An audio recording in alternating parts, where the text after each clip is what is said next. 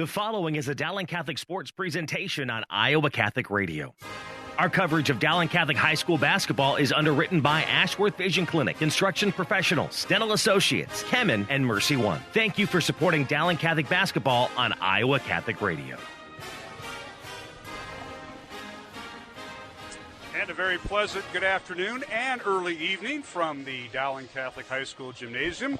Mark Hebedale alongside Steve DeVinny as we get set for a girls and boys basketball doubleheader. First one we've had in a while. And it's Dowling tonight hosting the Ankeny Hawkettes and the Ankeny Hawks here at the Dowling Gym as we get set. Teams out in the court right now for their pregame. Got about a little over 10 minutes before we have the starting lineups by Denny O'Grady, our Support for Iowa Catholic Radio and Dowling Catholic Sports is provided in part by Ashworth Vision Clinic. With 2 licensed optometrists, Barbara Sheets, a Dowling graduate, and Dr. Craig Harper, the Ashworth Vision Clinic team provides complete eye exams, contact lenses, glasses, glaucoma testing, and pre- and post-operative care. Ashworth Vision Clinic is located at 60th and Ashworth in West Des Moines. 515-440-4610 or online, ashworthvision.com. Thank you, Construction Professionals, for your support of Dowling Catholic Sports 365. Construction Professionals is a family-owned business dedicated to our customers. Whether designing, building, or renovating, we are here to better serve you. Our passion for quality craftsmanship, paired with our dedication to creativity,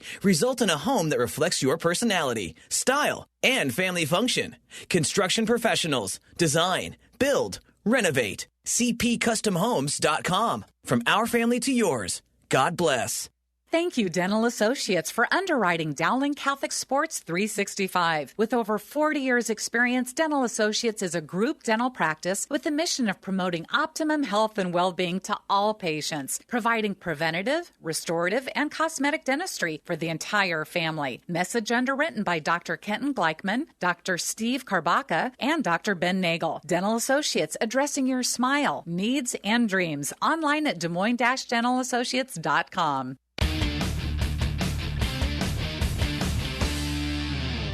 And welcome back to the Dowling Gym. Mark Hebedale along with Steve DeVinny as we get set for girls and boys basketball tonight. We apologize for a little bit of technical difficulty. Hopefully that won't be an issue tonight. But it's Dowling and Ankeny. And, of course, we'll have the girls game followed by the boys.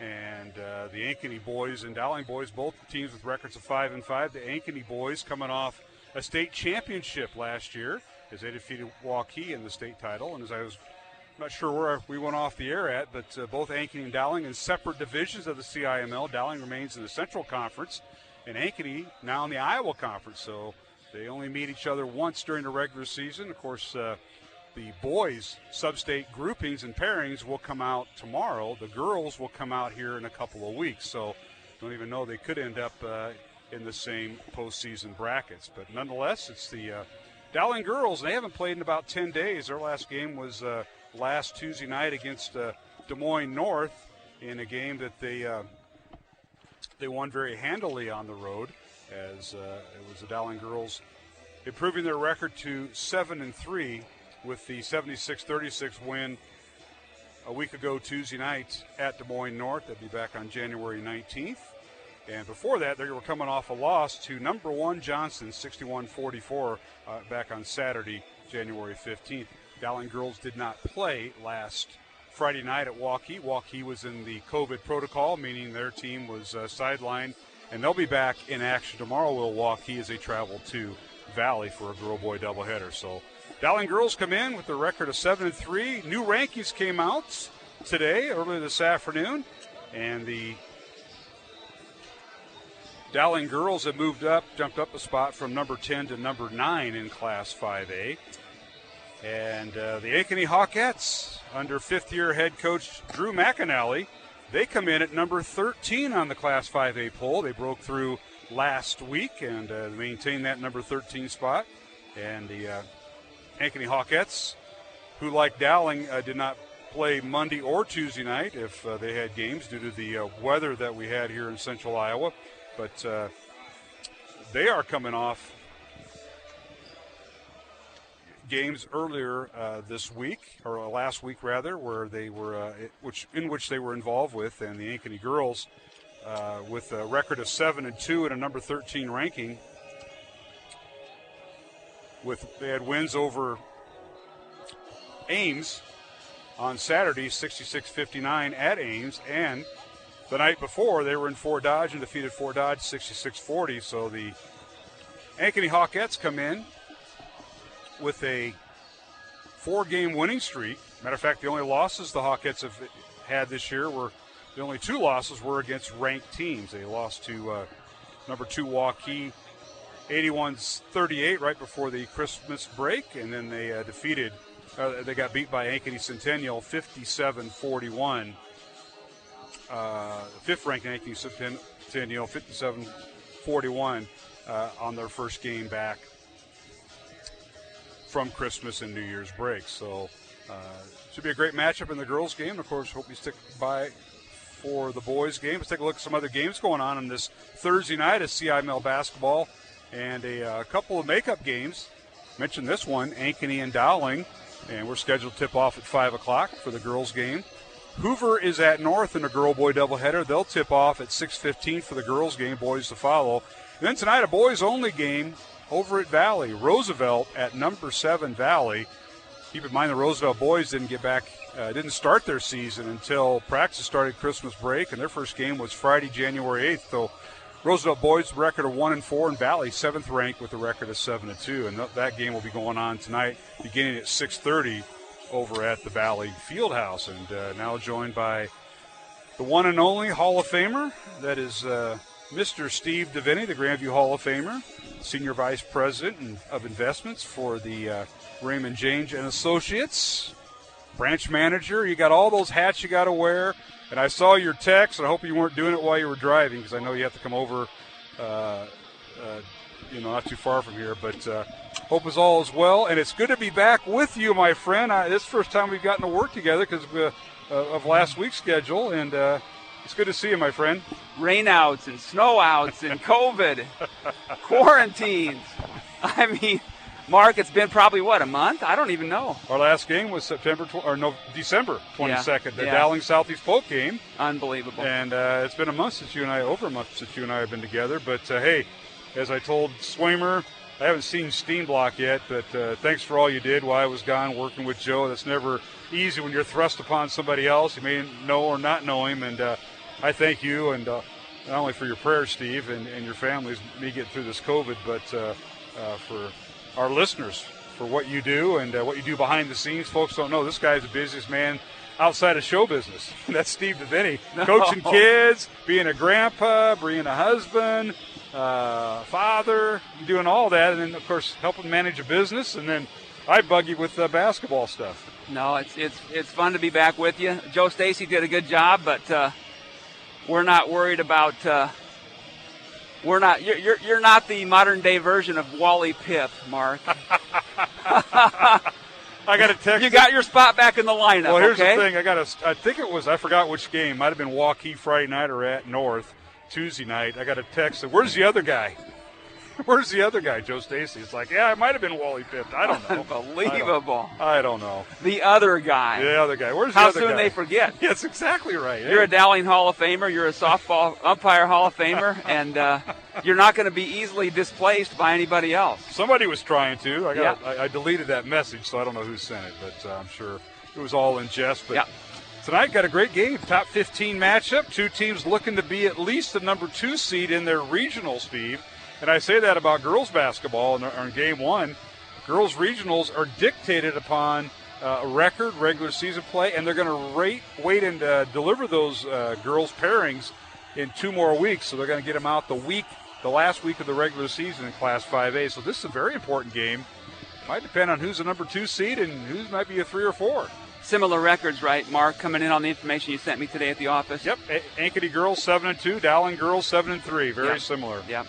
One's ranked 13th, that's Ankeny, and Dowling ranked 9th. So very important game when you see this. No, these are fun matchups, and the kids have had to wait a little bit longer with that foot of snow that we had the other night. But this game was originally scheduled for Tuesday night. We would have been here if they would have let us be here, but you know how that went. We're going to take a break here in the pregame show. Alongside Steve DeVinny, I'm Mark Amadell. We've got to welcome in our studio producer, who let us know we were momentarily off the air, and that's Jeff Piggott. Thanks to Jeff, to all he does. Without him, we couldn't have a broadcast either. And we'll be back with the starting lineups. Dowling and Ankeny, game one, the girls' game from the Dowling Gym here on Iowa Catholic Radio. Support for Iowa Catholic Radio's broadcast of Dowling Catholic sports and activities is provided by Chemin, a global ingredient manufacturer using science to transform the quality of life for 80% of the world. Chemin is on the leading edge of molecular science, manufacturing more than 500 specialty ingredients for the human and animal health and nutrition, pet food, aquaculture, nutraceutical, food technologies, crop technologies, and textile industries. Chemin strives to sustainably transform the quality of life every day for 80% of the world with their products and services. Chemin, using science to transform the world. Online at chemin.com. Thank you to Mercy One for their support of Iowa Catholic Radio. From the cardiovascular experts of the Iowa Heart Center to the pediatric services of Mercy Children's Hospital and Clinics, Mercy provides complete care for Central Iowa's adults and children with more than 50 primary care and specialty clinics in the Des Moines area. Find a convenient Mercy One location near you. Online at mercydesmoines.org.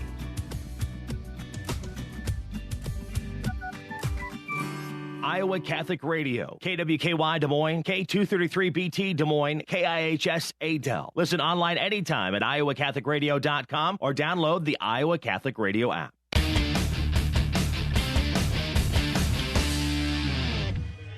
And we're back here at the Dowling Gym alongside Steve DeVinny, Mark Amadil, as we get set for the starting lineups from the one and only Denny O'Grady. Will be announcing it here to all of us here at the Dowling Gym. So let's get that done here. And one note for Dowling tonight, Julia Friedrich, who's in the rotation for the Maroons, will not play. So she is out of the lineup. And Ella McVeigh will come off the bench. Julia Moore will get the start for Dowling. And let's take a look at the starting lineups for Ankeny. The Hawkettes, coached by fifth-year head coach Drew McAnally. 44 wins, 54 losses in his 5 years at Ankeny. He's assisted by Seth Haggerty. Gary Birdwell, the former coach at Urbandale, is one of his assistants. Cole Engel and Amanda Kinzenball. The Hawkettes with a record of 7-2. They're ranked number 13 in Class 5A girls. They'll start this lineup at one guard, Jenna Pitts, 5'8" sophomore, and she'll wear number 5. The other guard is Ellie Mashoff, a 5'3" senior. She'll wear number 12.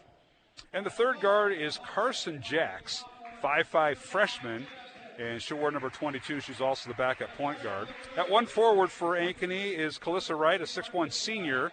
She'll wear number 14 at a forward. The other forward is Abby Johnson. Abby did not play last year due to an ACL injury recovery. She's full strength now. Abby's a 5'11" senior. She'll wear number 30 on the other forward. She's also going to attend Northern State University in Aberdeen, South Dakota, Division II school for basketball. So those are the 5 on the floor for Ankeny. Pitts, Mashoff, Abby Johnson, Carson Jackson, Calissa Wright. Off the bench, we'll see Rachel Chrisman, 5'7" senior, who will play soccer at Wartburg, and Caitlin Anderson, 5'9" freshman, or 5'9" junior rather, who will wear number 4. Ankeny comes in averaging 55.6 points on offense, give up 48 points on defense, and they have won 4 in a row coming into this contest. And now for Dowling Catholic, head coach is Kristen Meyer, and it's her 5th year. Dowling will start Margaret Tobias, Maddie Wishman, Julia Moore, Emma Gipple, and Lexi Bowles, the starting 5 for Dowling. Maroons are assisted by Joel Danner, Scott Babinett, and Audrey Faber. And we will take a break, come back with a tip-off between Dowling and Ankeny from the Dowling Gym. But first, a word from Dr. Dan Ryan and our pregame prayer here on Iowa Catholic Radio. Hi, this is Dr. Dan Ryan, president of Dowling Catholic High School, and welcome to another season of exciting Dowling High School basketball. We are proud to be partners with Iowa Catholic Radio, not only broadcasting basketball, but also being partners in preparing Christ-centered leaders for life. Go Maroons! Hello, my name is Father Ryan Andrew, and I'm the chaplain at Dowling Catholic High School. Let us pray for the coaches, players, and trainers tonight for this athletic competition. In the name of the Father, and of the Son, and of the Holy Spirit, amen. Heavenly Father, we thank you for all your gifts. We ask you to bless all those involved in this athletic competition tonight. We ask that you keep them safe, and that they all show good sportsmanship. We ask this through Christ our Lord, amen. All holy men and women, pray for us. In the name of the Father, and of the Son, and of the Holy Spirit, amen.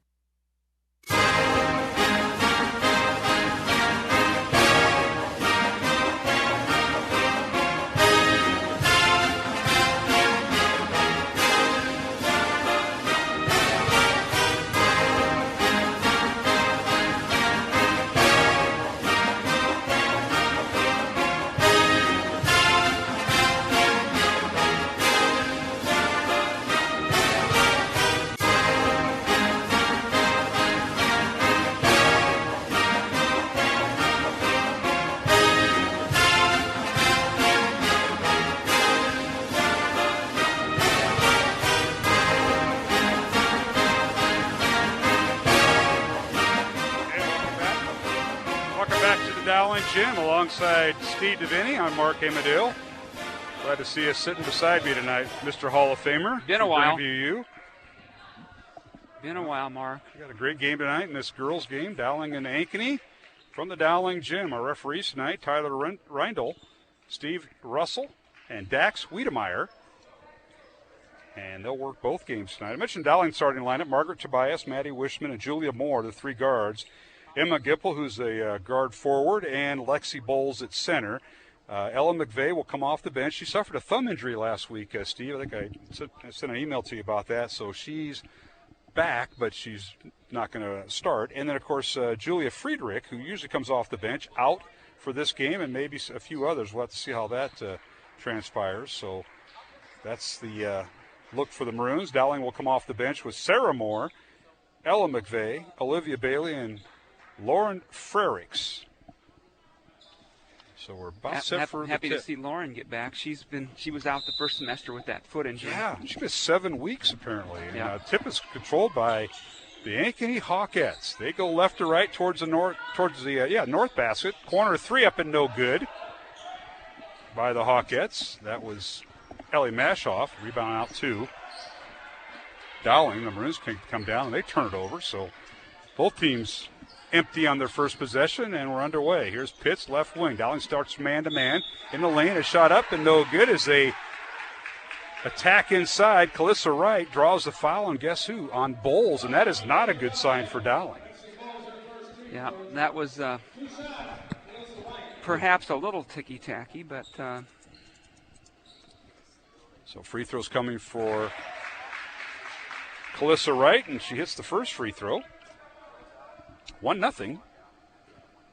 Hawkettes lead Dowling. Second free throw on its way. It's up. And good. 2-0 Ankeny. Early here in the first quarter.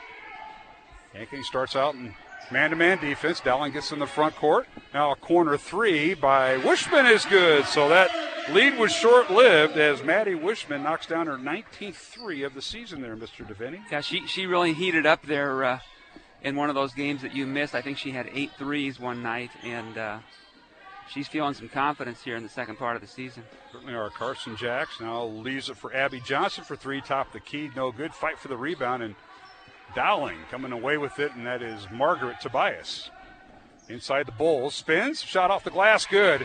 They really have no answer inside for Ankeny as Bulls with her first basket, and Dowling now with a 5-2 lead. Yeah, I noticed on the email that you sent over with some pregame prep that you had spoken to Coach McNally, and he was worried about the matchup with Bowles. Yeah, Abby Johnson is probably their tallest player, and Abby's more of a wing player at 5'11" and going to play Division II basketball, but nobody matches up, and Abby was not guarding Bowles, so that'll be a factor inside. And this is the one and only time they meet, these two teams, Ankeny and Dowling, during the regular season. Ankeny being patient. Johnson with the ball, dribbles down the lane, and now we got a tie-up. And it'll be a jump ball. It'll be Dowling possession. Yeah, excellent job of help defense there by Julia Moore, and also by Margaret Tobias, who a couple of girls for the Maroons got that tied up.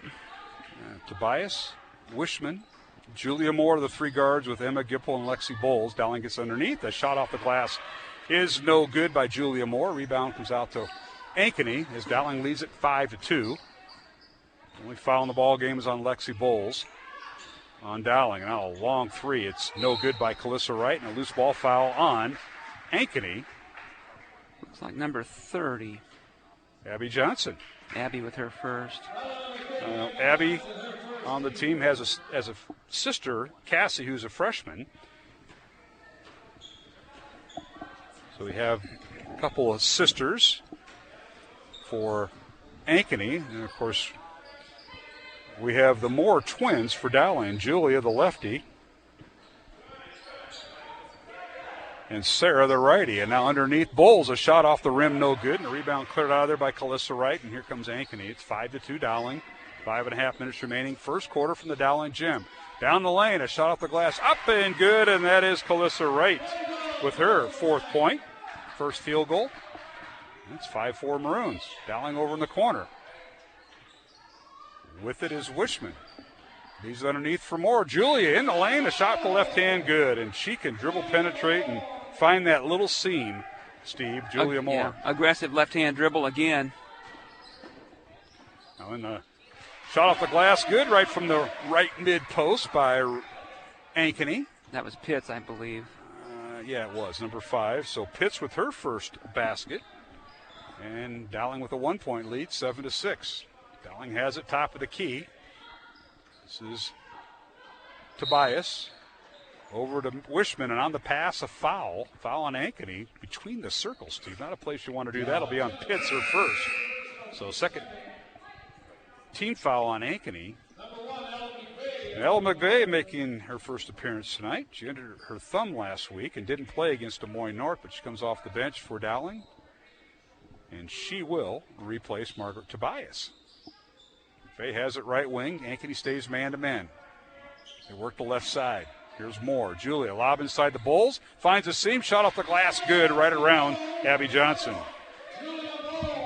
If the Maroons are successful getting the ball down into the post, it's going to be a tough matchup all night, it appears like, for the Ankeny Hawkettes. Here's Pitts with it. Dribble handoff. Now a screen. Leaves it for Calissa Wright. Won't shoot the three. Gets to Johnson. Abby, pull-up jumper.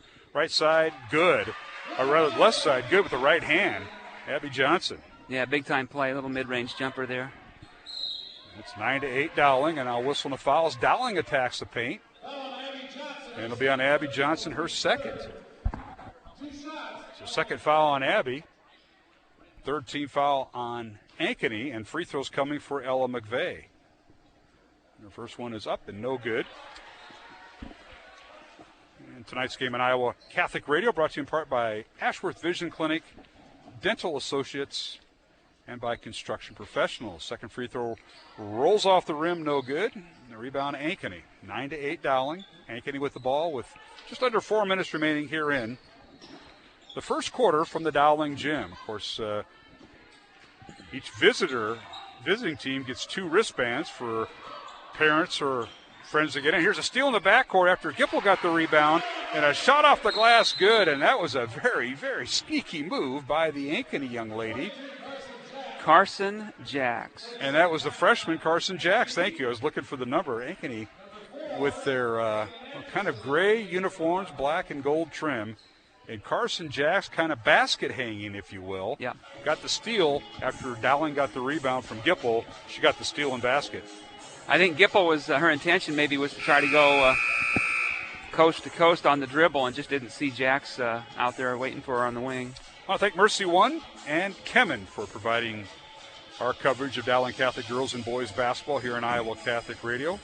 Mark Amadale, Steve DeVinny from the Dowling gym. Early start. When Dowling has home games, they will play a game in each gym. So the sophomore or JV 1 girls are in the small gym, and then the next game, when the Dowling boys come out here, I think the sophomore boys are out there, or vice versa. So okay, yeah. They don't have as many of the underclassmen playing. They'll play at a later date, just trying to social distance. Yep. Dowling wrestlers on the road tonight. They begin at 6:30 at Urbandale in a dual meet. Dowling with the basketball here. Bowles, left elbow, thinks about the skip pass. Now takes a couple dribbles to Moore on the corner. Left wing, her three-pointer no good. Rebound Gipple, her putback up no good. Gets her own rebound. A power dribble and a shot off the glass good. 3 chances there, Mr. Steve DeVinny. Yeah, Gipple's sticking with it there on the offensive glass. Looked like that last possession, the Hawkettes went to a zone defense to try to get more sagging help for on Bowles in the paint. And that's something that Coach McAnally at Ankeny had to do a lot last year due to injury. Not only seniors that have graduated, but also to Abby Johnson, who is rehabbed at ACL. And he went to a lot of zone. This year's went to a lot of man, so we'll see how that transpires. 2 minutes, 40 seconds remaining. First quarter, Dowling with a 1-point lead, 11-10 over the Ankeny Hawkettes. Ankeny coached by Drew McAnally. He was a boys coach at Carlisle for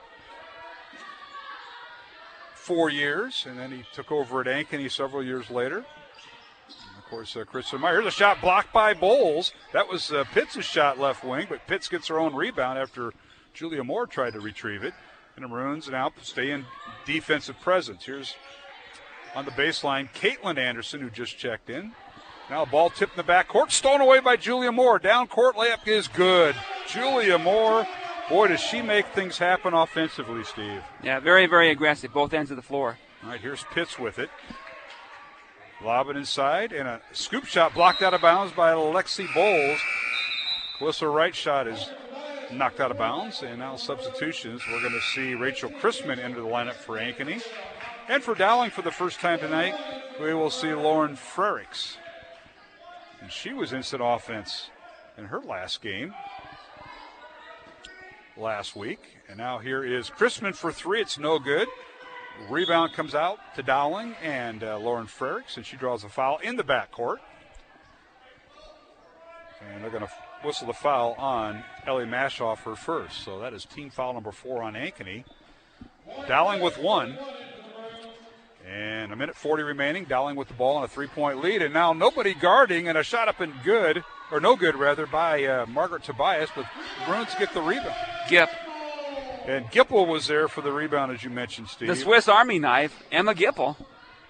And it's 15-10. Dowling with its largest lead of 5. Ankeny with the ball. We got traveling on the reverse pass by Calissa Wright. Maroons have pulled ahead here a little bit, 5-point margin. You missed Gipple's game winner. You missed everything. I saw it. Oh, that's right, yeah. It's incredible. That's why I got Wally pipped. Joe Stacy had the call and it went viral. I got Wally pipped by Mr. Stacy. All right, here is McVeigh down the lane, and it opened up. Her shot off the glass, good. Excellent. Dribble drive penetration down the lane there. 7-point lead for Dowling. A minute remaining here in the first quarter. Ankeny with the ball. Now a corner three by Calissa Wright. Good. 3-pointer from the right baseline by Calissa Wright. That is her 7th point here in the first quarter. 17-13 Dowling. Maroons in the front court. This is Margaret Tobias to McVeigh, top of the key. Ankeny back to man-to-man. Corner three by Wishman is good. Maddie Wishman with the corner three from the left side. In a zone, Mark. Her 6th point. 20-13, Dowling by 7. Now in the lane. A shot up and rolls through by Jenna Pitts, her 4th point. 20-15 Dowling. Back and forth. What a pace right here. It is. Corner three again by the Maroons. Yeah, that's Wishman. It's no good. Ball slapped out of bounds, and they say it went off of Mashoff. 10 seconds. I wonder if the Maroons will just play for one shot. Here comes Lexi Bowles back into the lineup. Yeah, they're going to go for offense. Offense, defense here. Carson Jacks checks in for Ankeny. Calissa Wright will check out. Gipple will check out as Bowles checks in, as you mentioned. 10.6 seconds. Dowling by 5, and they have the ball. They inbound the ball. 3-pointer up and good. That's Wishman again. Steve, she's got 3 threes in the first quarter. This might as well be the Golden State Warriors. Ankeny with the shot at the horn. It's no good by Ellie Mashoff. We've come to the end of the first quarter with the score. Dowling 23, Ankeny 15 in game 1, the girls' game from the Dowling Gym.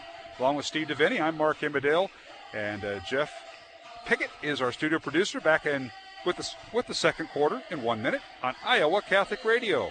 Support for Iowa Catholic Radio and Dowling Catholic Sports is provided in part by Ashworth Vision Clinic. With 2 licensed optometrists, Barbara Sheets, a Dowling graduate, and Dr. Craig Harper, the Ashworth Vision Clinic team provides complete eye exams, contact lenses, glasses, glaucoma testing, and pre- and post-operative care. Ashworth Vision Clinic is located at 60th and Ashworth in West Des Moines. 515-440-4610 or online, ashworthvision.com.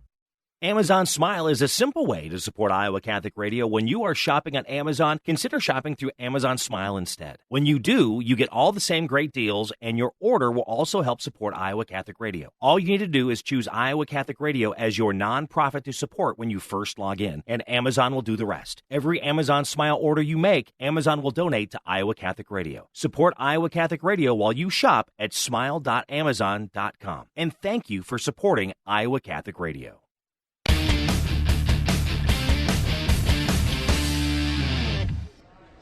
And we're back here at the Dowling Gym, underway here in the second quarter. Ankeny with the basketball.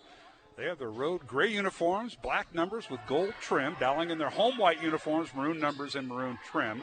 Ankeny going to the north basket. And a pull-up jumper in the lane by Jenna Pitts, no good. Well defended by Dowling. Rebound comes out the Maroons, and they go in the forward court. Now here's a shot left elbow. Good, Lexi Bowles. The Maroons extend their lead to 10, 25-15.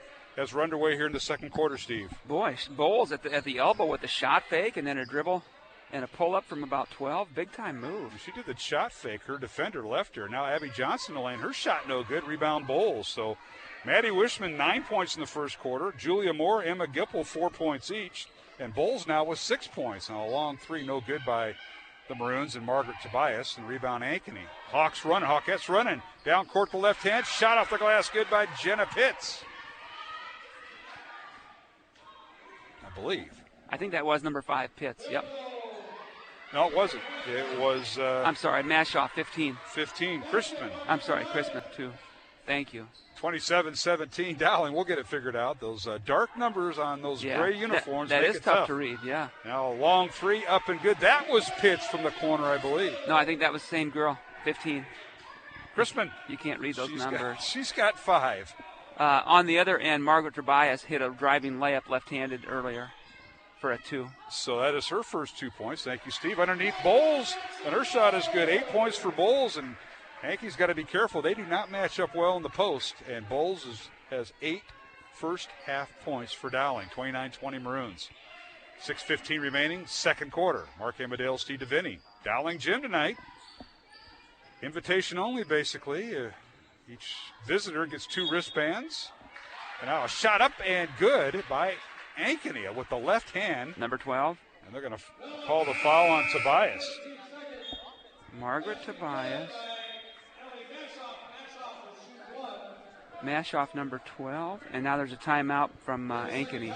So Mashoff with her first basket of the night. She'll go to the free throw line for the and one, but it's a 30-second timeout. We'll keep it here. I want to thank Mercy One, Kemen, and Dental Associates. And I'll tell you what, the folks at Mercy One were something during my COVID quarantine. They did a great job, and I had some great my personal doctor and the doctors and nurses downtown. They did a tremendous job getting me back to whatever normal was for me before that. Now, you don't need to touch that one, Steve. Well, no, it's just it's amazing all the tragedy of the people who it's hard to figure. You know, most people get the virus and they're down for a few days, no big deal, and then it unfortunately it takes people's lives. It's really hard to figure out. It's really hard to figure out. Yep. My wife and daughter were that way.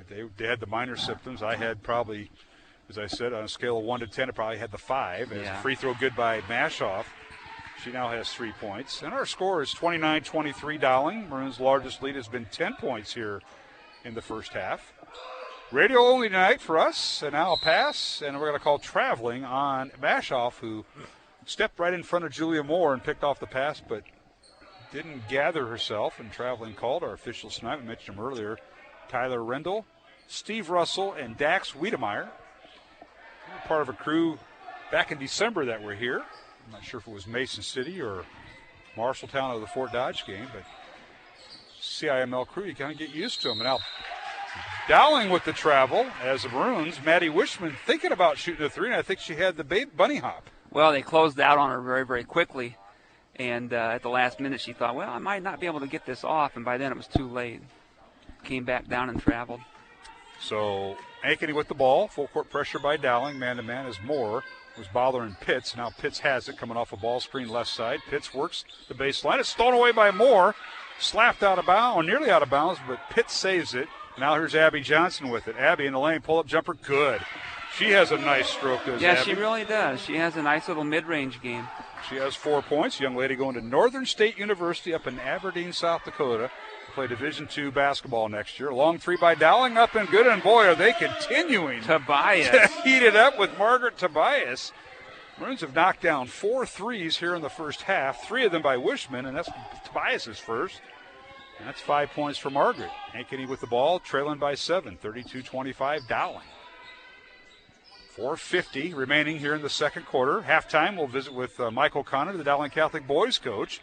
We'll preview the Dowling-Ankeny boys game, which will be coming up next year on Iowa Catholic Radio. Abby Johnson with the ball. Lisa for Calissa Wright. Down the lane goes Mashoff. And her shot is no good, but she draws the foul. Looks like that might be on Lexi Bowles, her second. Yep. And you are correct. So for Bowles, her second foul, as you mentioned, team foul number 3 on Dowling. And Mashoff shooting free throws for Ankeny. First one is up and good. She did an excellent job there of forcing the contact. You know, Bowles wasn't exactly set, but Mashoff did a good job of drawing that foul by going right into her. So the Maroons now will put Bowles on the bench. That's their leading scorer. Into the game for Dowling is Lauren Frericks, the 5'9" sophomore, and this free throw is good. So Mashoff, 3 for 3 tonight at the free throw line. She has 5 points. 32-27, Dowling by 5.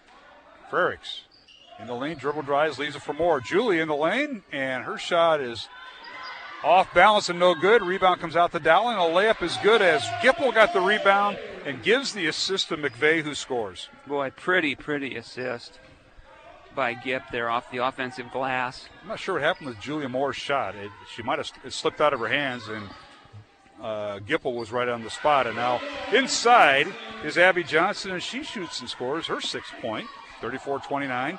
Dowling by 5. Looks like Ankeny's gone back to a man-to-man since Bowles is no longer in the ballgame. And now Julia Moore tried to force it inside to Gipple, and it's stolen away by the Hawkettes, rather. In transition, Calissa Wright dribbles on the baseline. Can't get a shot off. Out to Pitts to reverse it. Abby Johnson, top of the key. Her shot is too strong, no good. Ankeny gets the rebound, but the shot is blocked. That was Carson Jacks on the rebound, blocked by Gipple. Down court is McVeigh. Leaves it for Frericks, and her shot up and good. 3-pointer by Lauren Frericks, and a timeout on the floor. 30-second timeout by Dowling. So how about that scenario there? Yeah. Lauren Frericks with her first basket. She had 12 points in her only game this year when she came off that foot injury. We saw her play a little bit in limited action a year ago, and she showed some signs of playing well. We had her little younger brother last year in the 8th grade group for the MBA, Nick Frericks, who's now on Coach O'Hare's freshman boys team, and real nice family. Nice to see her knock down that outside shot. Sure. 3:22 remaining, second quarter. It's Dowling 37, Ankeny 29 here in Iowa Catholic Radio. This is the girls' game. Girls' rankings came out earlier this afternoon. Johnson remains the number 1 team in Class 5A. Waukee at number 2, Waterloo West 3rd. Southeast Polk ranked 4th. That's Dowling's opponent tomorrow night as we go back-to-back with games. Ankeny Centennial is at number 5, and it's 6 through 10. Iowa City West, Cedar Rapids, Washington, Cedar Falls, Dowling at number 9, and Valley at 10. Roosevelt comes in at number 11. Ankeny is 13, and Indianola 15. A lot of CIML and Central Iowa teams in there in that top 5. Of course, 2 more weeks, and they'll put them in brackets. Regional brackets come out for girls postseason, Steve. We're over in Reynolds tomorrow night, right? Yes, we are. Yeah. Actually, it's Pleasant Hill. They got annexed. Oh, okay. The school's in Pleasant Hill. Okay. Yeah. But we'll be at Southeast Polk High School. Just touched base with them today. And Mediacom will also be broadcasting. But we'll be doing the game live. And now down the lane, Dowling out of the timeout. Ferg shot no good. But the rebound and putback by who else? Emma Gipple is good. Emma Gipple. Fine offensive rebound again and putback. She's so valuable there on the offensive glass. Her last second shot from nearly half court against Valley. That meant I was Wally pipped. Because Joe Stacy with an excellent call. Yeah.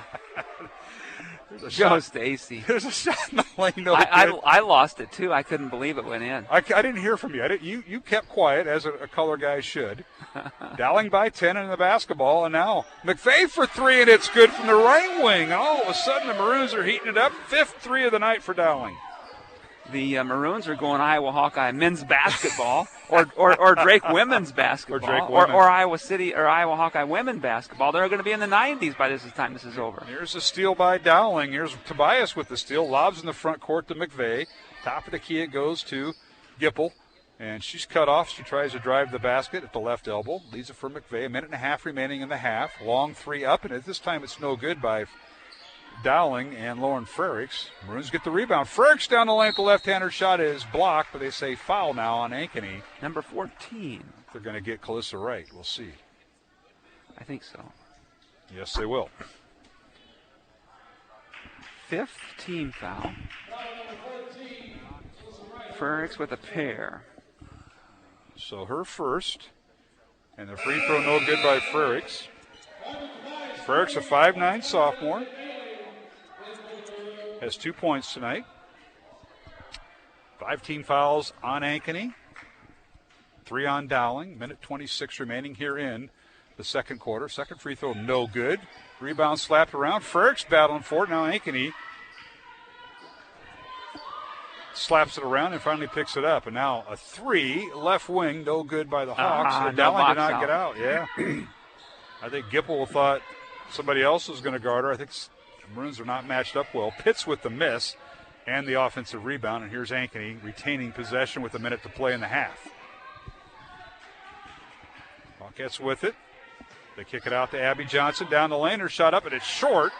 Good defense that time by the Maroons. Had help defense and somebody with her. Rebound Maroons. Here is Tobias for three. Off the back iron, no good. Rebound McVeigh with 45 seconds remaining in the half. 42-29 Dowling. Maroons with their largest lead right now of 13 points here in the first half. Working the ball is Tobias. Leaves it for McVeigh. She's cut off. Now to Frericks for three, and it's short. Offensive rebound. Gipple with the left hand. The putback is good, and she was kind of falling away from the basket. Beautiful.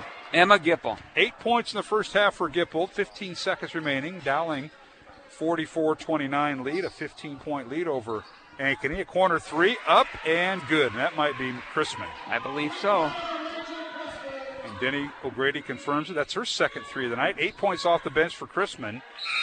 And that'll do it. The Maroons had the basketball. The ball's poked out of bounds. And we go to halftime with Dowling leading 44-32 over the Ankeny Hawks here at the halftime break.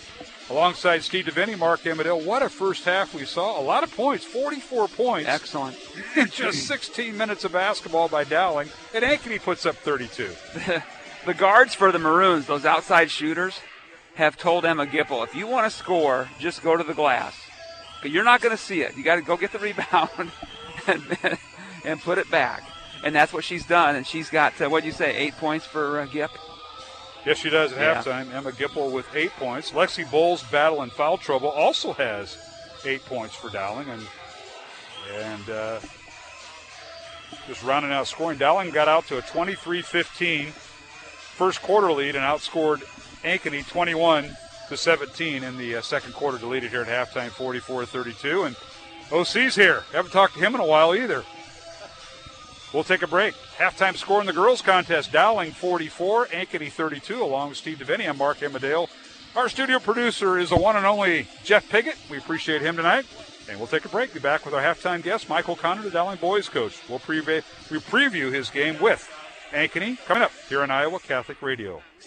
Thank you, Construction Professionals, for your support of Dowling Catholic Sports 365. Construction Professionals is a family-owned business dedicated to our customers. Whether designing, building, or renovating, we are here to better serve you. Our passion for quality craftsmanship, paired with our dedication to creativity, result in a home that reflects your personality, style, and family function.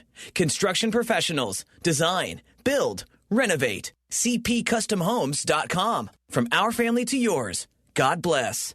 Thank you, Dental Associates, for underwriting Dowling Catholic Sports 365. With over 40 years' experience, Dental Associates is a group dental practice with the mission of promoting optimum health and well-being to all patients, providing preventative, restorative, and cosmetic dentistry for the entire family. Message underwritten by Dr. Kenton Gleichman, Dr. Steve Karbaka, and Dr. Ben Nagel. Dental Associates, addressing your smile, needs, and dreams. Online at DesMoines-DentalAssociates.com. Iowa Catholic Radio, KWKY Des Moines, K233BT Des Moines, KIHS Adel. Listen online anytime at iowacatholicradio.com or download the Iowa Catholic Radio app.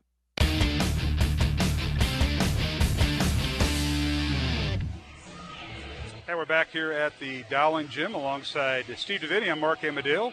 Halftime score of the girls' contest. It's number 9 Dowling leading number 13 Ankeny, 44-32 in a battle of Class 5A girls in Game 1. And we have the coach for Game 2, Michael Connor. OC, thank you for joining us. You look healthy, my friend. Glad to see you back. And we're all just taking parts of January off because I noticed that your boss is gone too, Mr.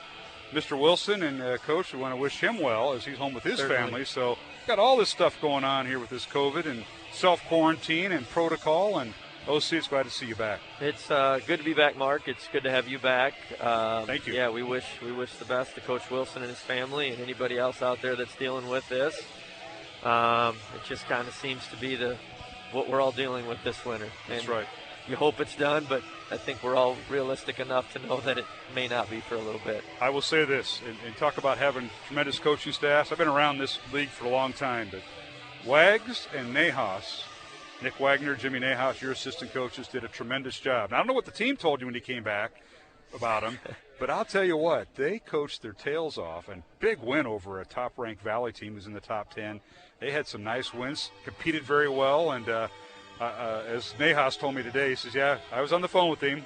I said, I thought I saw a phone in your ear during the game, but maybe not. But, Mike, you got to be proud of what those guys did, and your team, your seniors that led this, in your absence. Because, when the head coach is there, things change, but they remain the same in a lot of good ways. Yeah, our coaches did an absolutely fantastic job. It's never easy to be away from your team. It was very, very difficult, but you got to find a silver lining in everything, and it actually forced me to be a little bit more communicative instead of just kind of going and doing things that I have in my mind that I want to do. So it was really good, and it really scaled me back and said, okay, what do you guys think? You're around the team. You got to go with the flow of the game.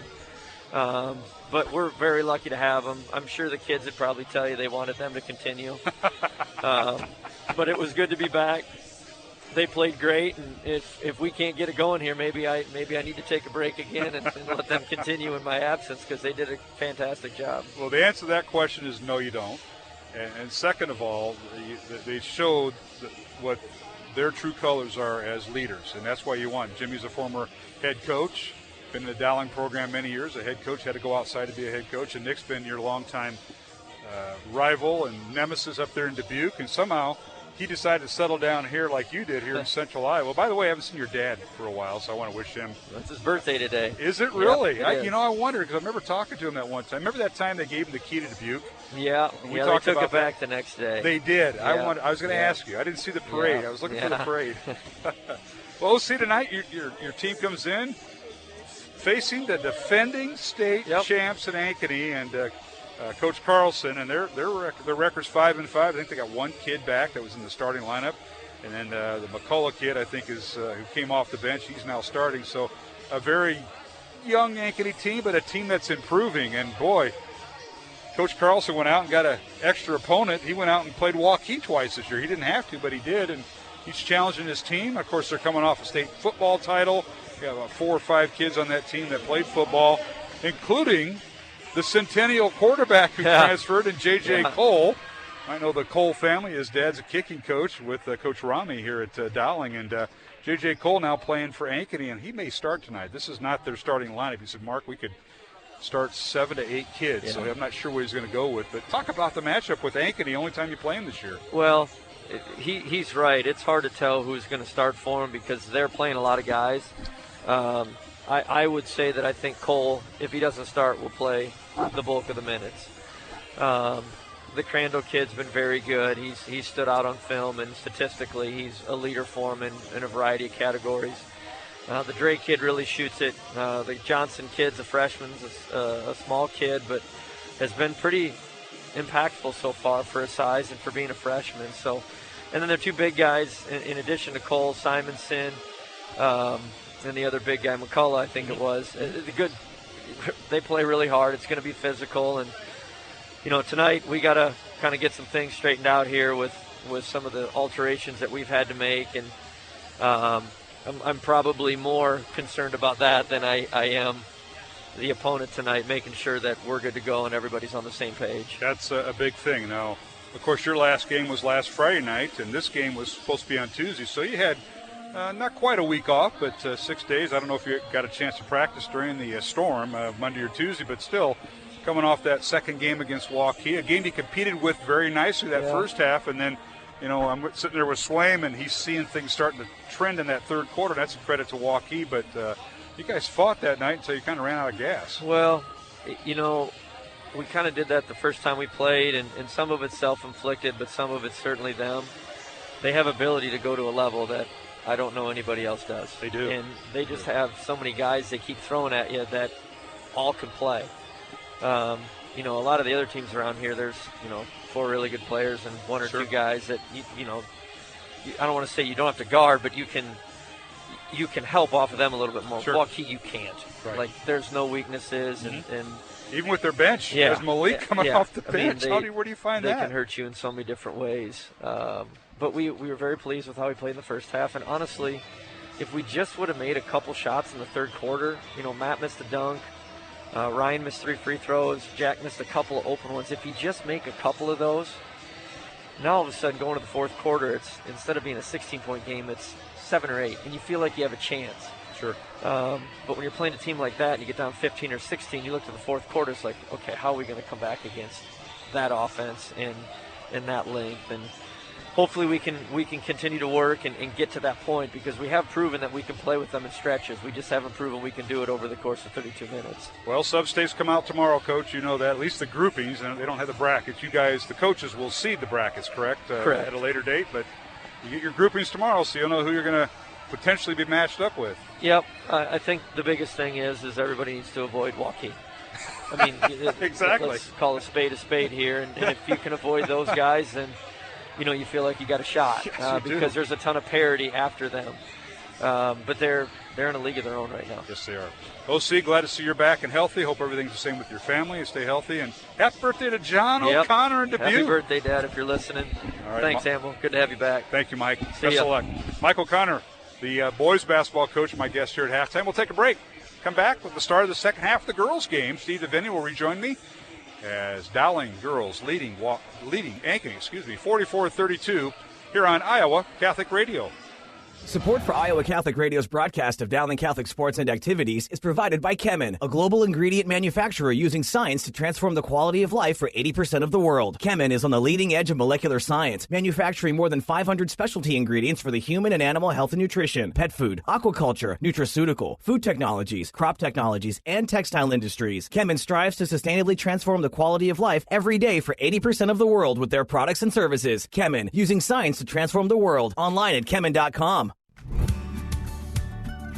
Thank you to Mercy One for their support of Iowa Catholic Radio. From the cardiovascular experts at the Iowa Heart Center to the pediatric services of Mercy Children's Hospital and Clinics, Mercy provides complete care for Central Iowa's adults and children with more than 50 primary care and specialty clinics in the Des Moines area. Find a convenient Mercy One location near you. Online at mercydesmoines.org.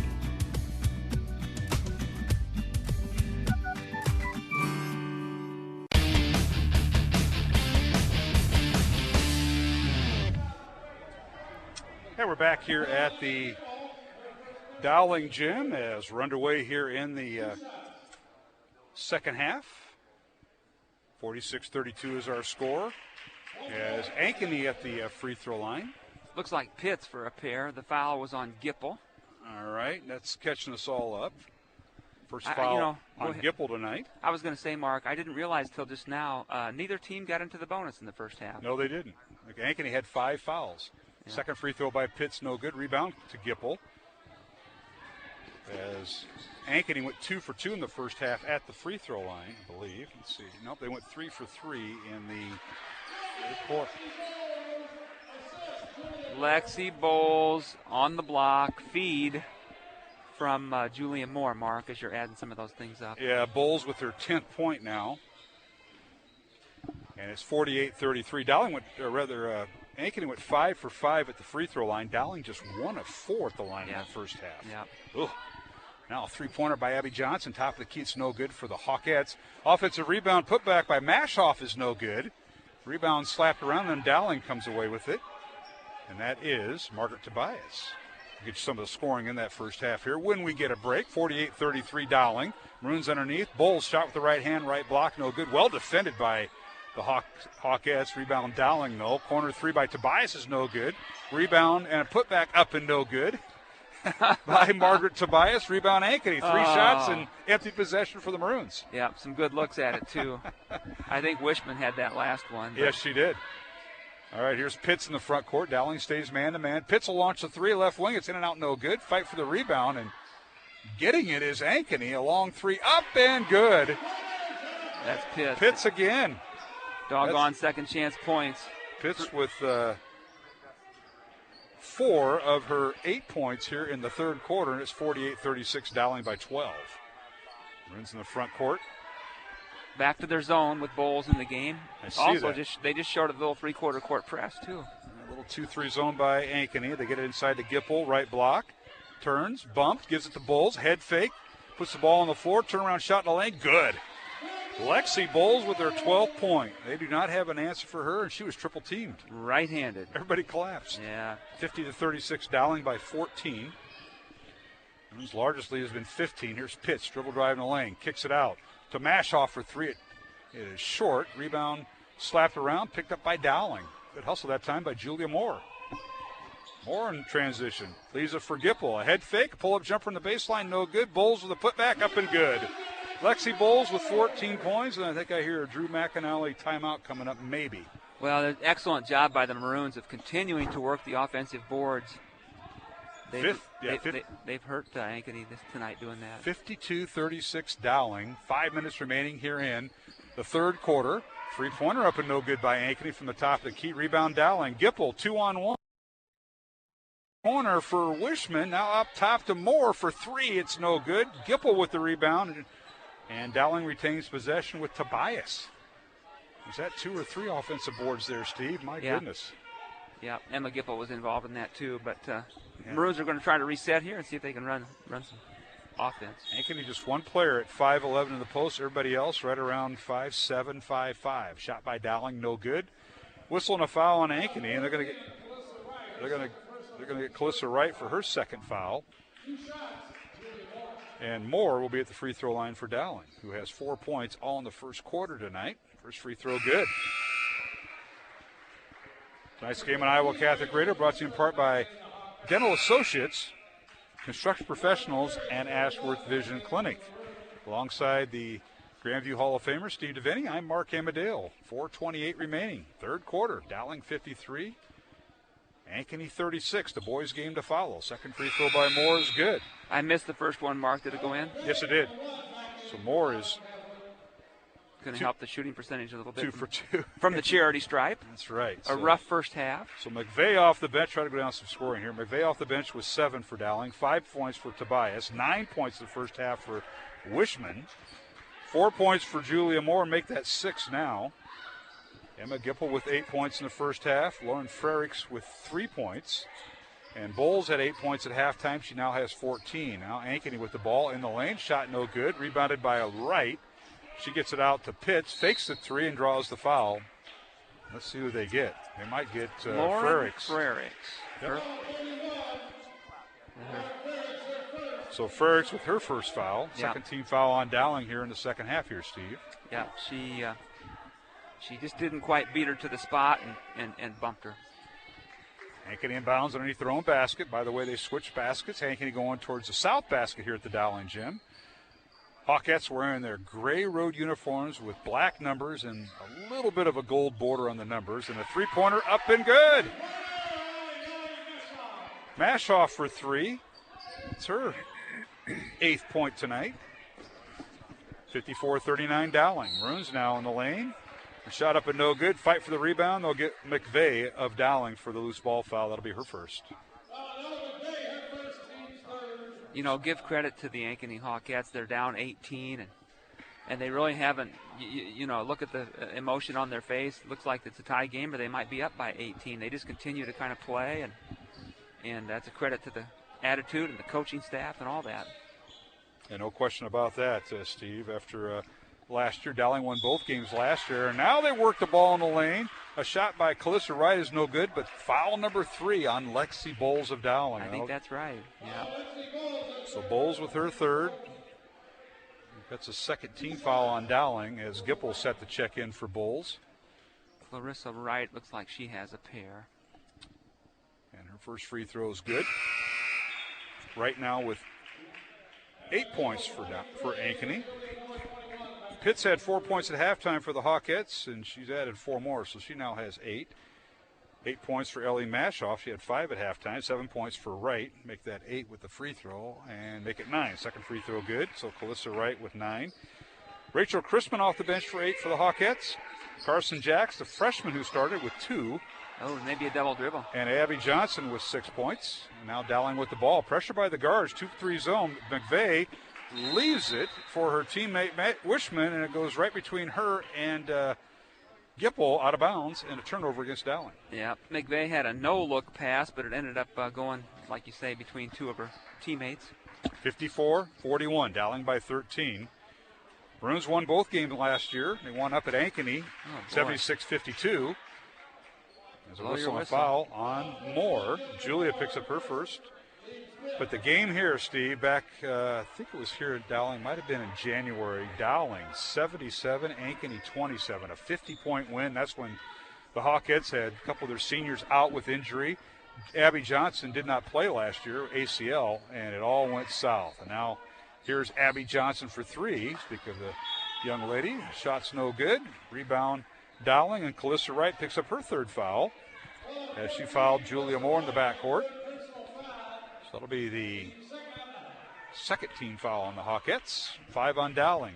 Hawkettes are still in this three-quarter court pressure, which has been effective. It's kind of sped the Maroons up here and caused a couple turnovers. Dowling inbound the ball. It's like a 1-2-2 zone. They get it to the middle to Gipple, top of the key. Swings to the right side to Frericks. Lauren with it. And they'll stay 2-3 zone.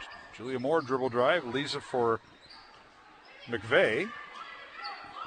As you can see on her left wrist and thumb that she's nursing an injury. That's why McVeigh's coming off the bench. Now the pass by Dowling, stolen away by Pitts. Here's Ankeny with it.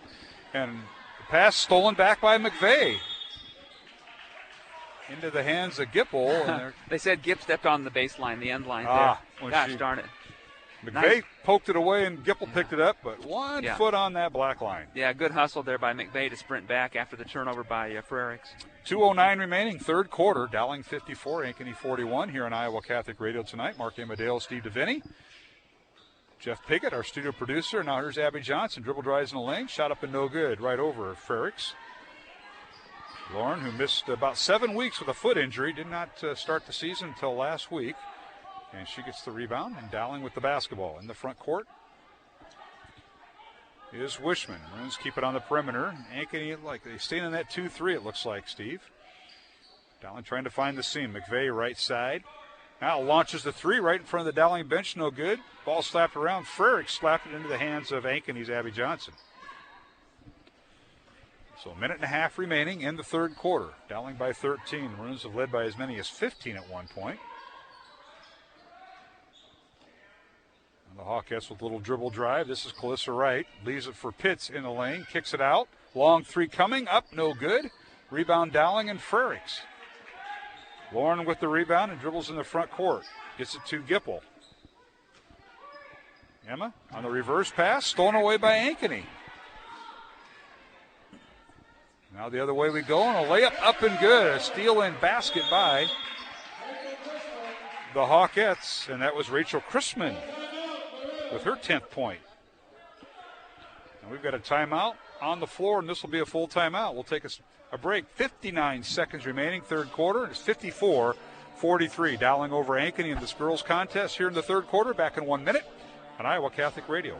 Support for Iowa Catholic Radio and Dowling Catholic Sports is provided in part by Ashworth Vision Clinic. With 2 licensed optometrists, Barbara Sheets, a Dowling graduate, and Dr. Craig Harper, the Ashworth Vision Clinic team provides complete eye exams, contact lenses, glasses, glaucoma testing, and pre- and post-operative care. Ashworth Vision Clinic is located at 60th and Ashworth in West Des Moines. 515-440-4610 or online, ashworthvision.com. Iowa Catholic Radio, connecting listeners to Christ. Iowa Catholic Radio is a means by which the Lord feeds my soul. Iowa Catholic Radio provides a buffet of programming that includes education, inspiration, prayer, and worship. It strengthens my soul and lifts me up. Would you consider a $30 a month donation? You can give at iowacatholicradio.com through the Iowa Catholic Radio app or call 515-223-1150.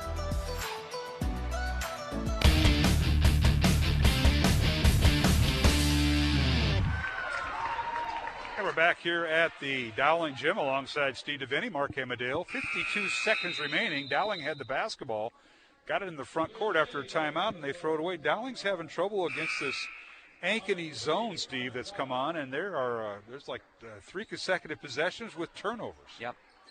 No, that's right. we have to find some way to adjust to that. All right, here's a steal by Margaret Tobias right into the hands of last break. 45 seconds remaining.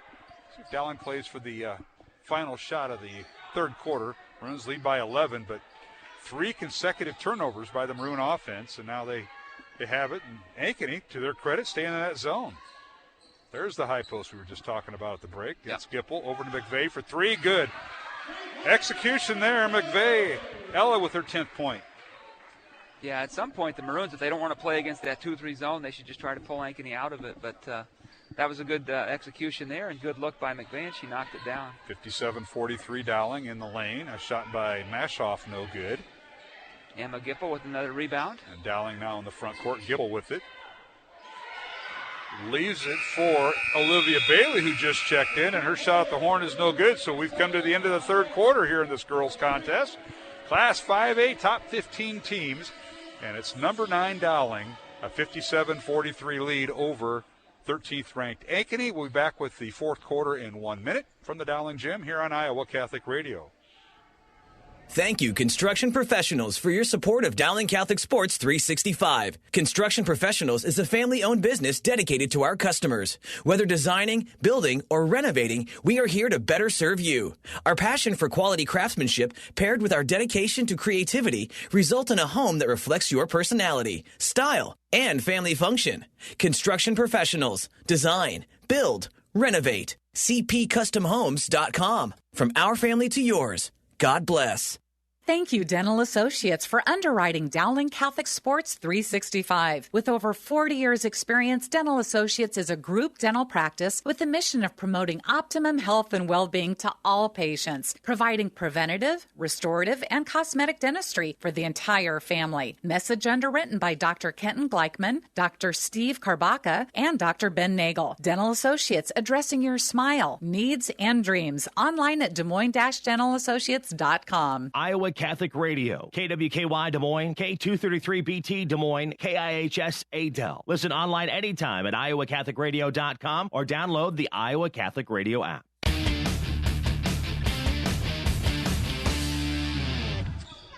And we're back here at the Dowling Gym. We're underway in the fourth quarter. Ankeny with the basketball, and they lose the ball out of bounds on the Hawkettes' first possession. 57-43 Dowling. Maroons outscoring Ankeny 13-11 in that third quarter after Dowling led by 12 at halftime. Now breaking the press is Dowling. Here's McVeigh. Swings it over to Wishman in the corner. They try to get it to Lexi Bowles, who's playing now with 3 fouls and back in the lineup. And the ball tipped out of bounds. Yeah, Maroons can afford to be very, very patient. After 44 points in the first half, the press slowed them down a little bit here in the third quarter, and they have the lead. They're in command. They should pull Ankeny out of the zone if they're not comfortable with it. So now McVeigh has the ball poked away, and bodies hit the floor, and it's stolen away by Pitts and Ankeny. Here come the Hawkettes in transition. Pitts top of the key. Dowling gets back on defense. And now here's Abby Johnson with it. Loses the ball, then regains it. Gets it to Carson Jacks, the freshman. Now kicks it out. Over to Pitts. Dribble drives in the lane. Pull-up jumper. Good. Nice move that time by Jenna Pitts. Very nice dribble penetration off of a ball fake there. She now has 10 points. 57-45 Dowling. Pressure by Ankeny. Dowling gets in the front court. The Maroons went 2 for 2 at the free throw line. They're now 3 of 6 in the game.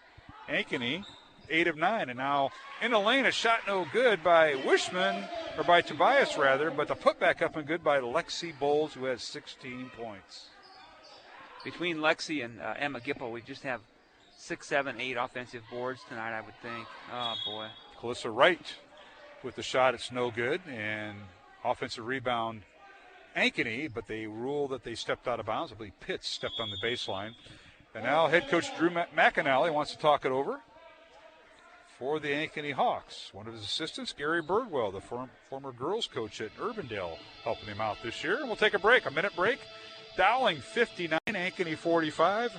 Class 5A girls basketball here in the CIML. Back in 1 minute from the Dowling Gym on Iowa Catholic Radio. Support for Iowa Catholic Radio's broadcast of Dowling Catholic sports and activities is provided by Chemin, a global ingredient manufacturer using science to transform the quality of life for 80% of the world. Chemin is on the leading edge of molecular science, manufacturing more than 500 specialty ingredients for the human and animal health and nutrition, pet food, aquaculture, nutraceutical, food technologies, crop technologies, and textile industries. Chemin strives to sustainably transform the quality of life every day for 80% of the world with their products and services. Chemin, using science to transform the world. Online at chemin.com. Thank you to Mercy One for their support of Iowa Catholic Radio. From the cardiovascular experts at the Iowa Heart Center to the pediatric services of Mercy Children's Hospital and Clinics, Mercy provides complete care for Central Iowa's adults and children with more than 50 primary care and specialty clinics in the Des Moines area. Find a convenient Mercy One location near you. Online at mercydesmoines.org.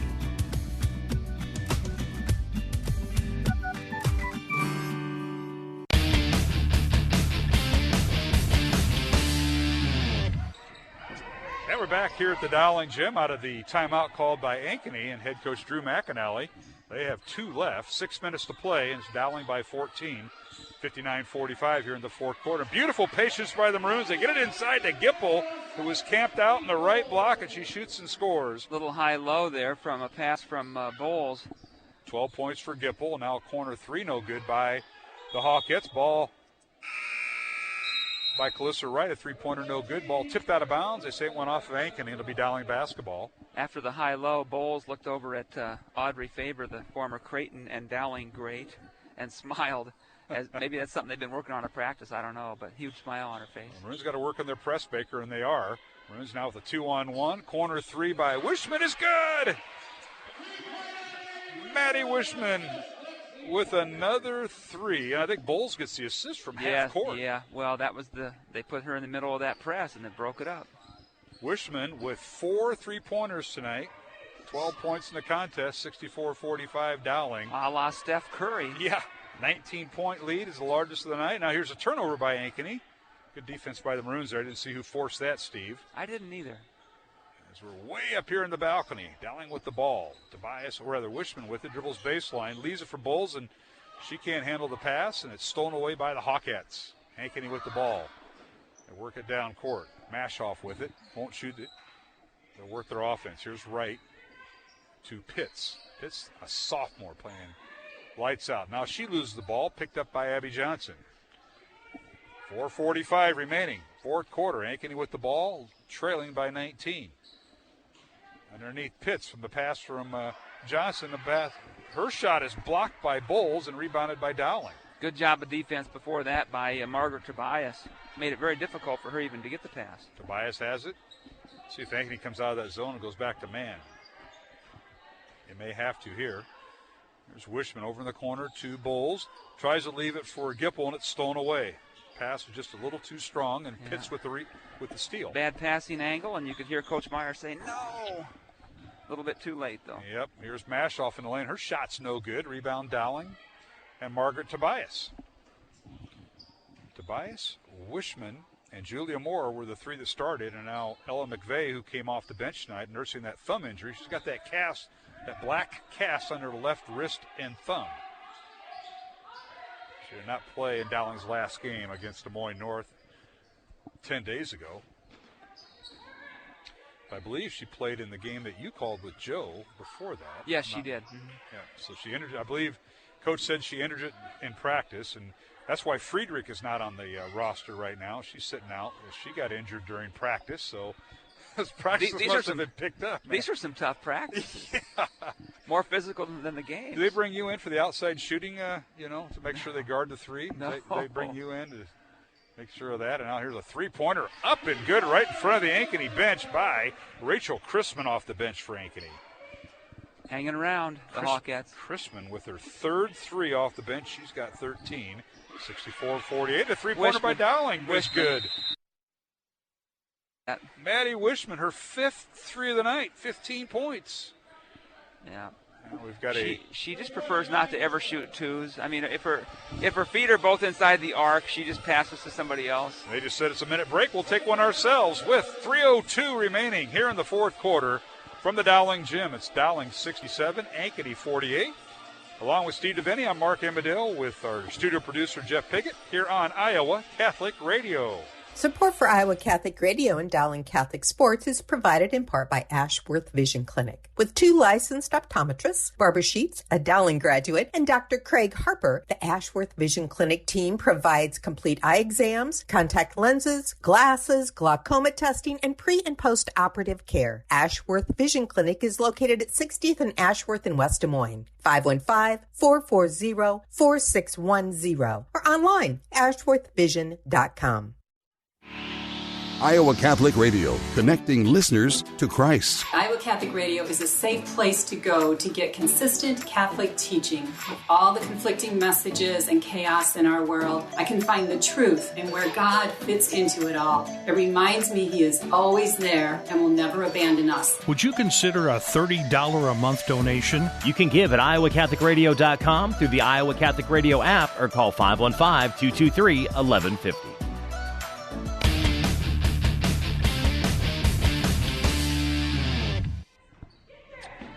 All right, out of the timeout, Ankeny with the basketball, and they get a couple of shots off, but they're no good. The last one falls out of bounds, and it'll be Dowling basketball. And I think Coach McAnally is going to empty his bench, as I see Caitlin Anderson checking in. Also checking in for Ankeny is Erin McKenna. Interesting, yeah. Yeah, Maddie McCormick checking in.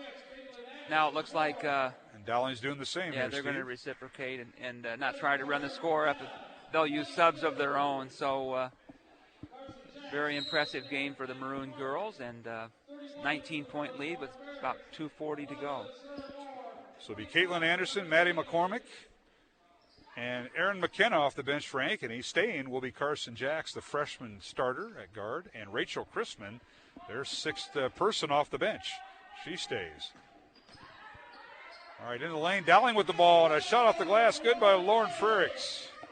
Lauren with her 5th point tonight. Yeah, nice aggressive drive there. 69-48, Dowling by 21. This is the Maroons' largest lead of the contest. Ankeny with the ball, Maddie McCormick with it. Maddie, a 5'5 senior, has the ball poked out of bounds. So in the game now for Dowling, I think you mentioned some of them. Olivia Bailey, as Julia Moore. Lauren Frericks. Julia Moore remains in the ball game. Paige Hobbs in there for the first time tonight, number 53. The natural Hobbs. The natural.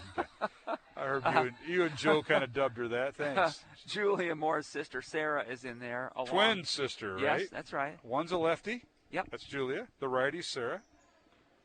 And going through numbers here. Sarah Moore, you mentioned. Hobbs. Who else is in there? Oh, Lauren Frericks stayed in. Okay. Yeah. One of the 6 players off the bench for Dowling stays in. And now Ankeny with the ball. Minute 50 remaining. 69-48. Dowling by 21 in the lane. A shot up and no good. Foul be on Hobbs. And free throws coming for the Hawkettes. So on Paige, her first. Paige, part of the Dowling golf team.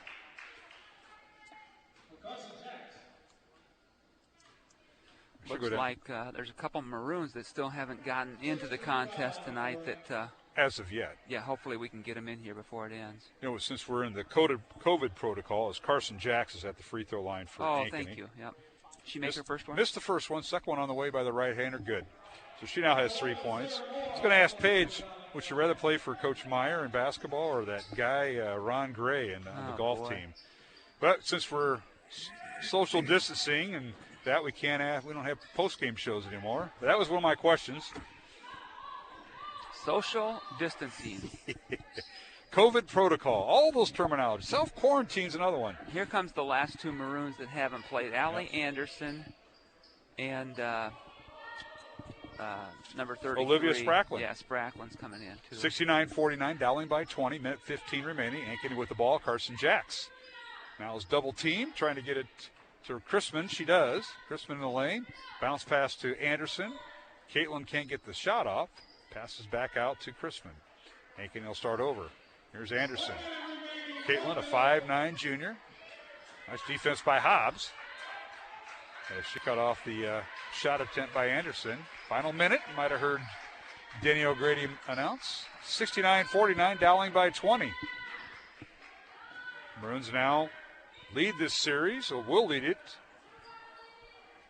as check my numbers here. Dowling has won 10 of the last 11 games, make it 11 out of the last 12 games the Maroons have won in this series against Ankeny. And they will tie the series at 13 each. Dates back to 2006 when Ankeny was one school. And Scott DeYoung was coaching these Ankeny Hawks, and Bob and Sharon were coaching the Dowling girls. How about that? Great matchups between the two, between Scott DeYoung at Ankeny, who's now at Centennial, and Bob and Sharon. I think there's 13 state championships.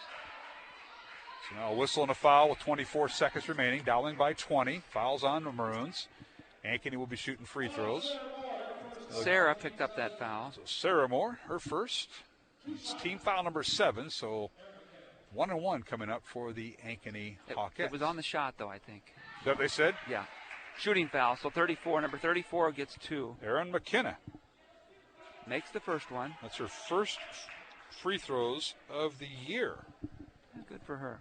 Second one on the way, off the back iron, no good. Rebound Dowling and Olivia Bailey. 20 seconds remaining. The Maroons in the front court. This is Olivia Spracklin. As Maroons during their weave, Allie Anderson dribble handoff to Sarah Moore. Now backdoor cut. This is Allie Anderson. A pass to Hobbs. Her shot's no good, and 4 players in there for the jump ball. Excellent backdoor cut by Allie Anderson and a good feed.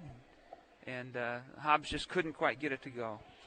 Excellent execution. So jump ball goes to Dowling. The Maroons will inbound it, and that's Anderson. Leaves it for a long 3, no good at the horn by Sarah Moore, and that'll do it. 69-50 is our final.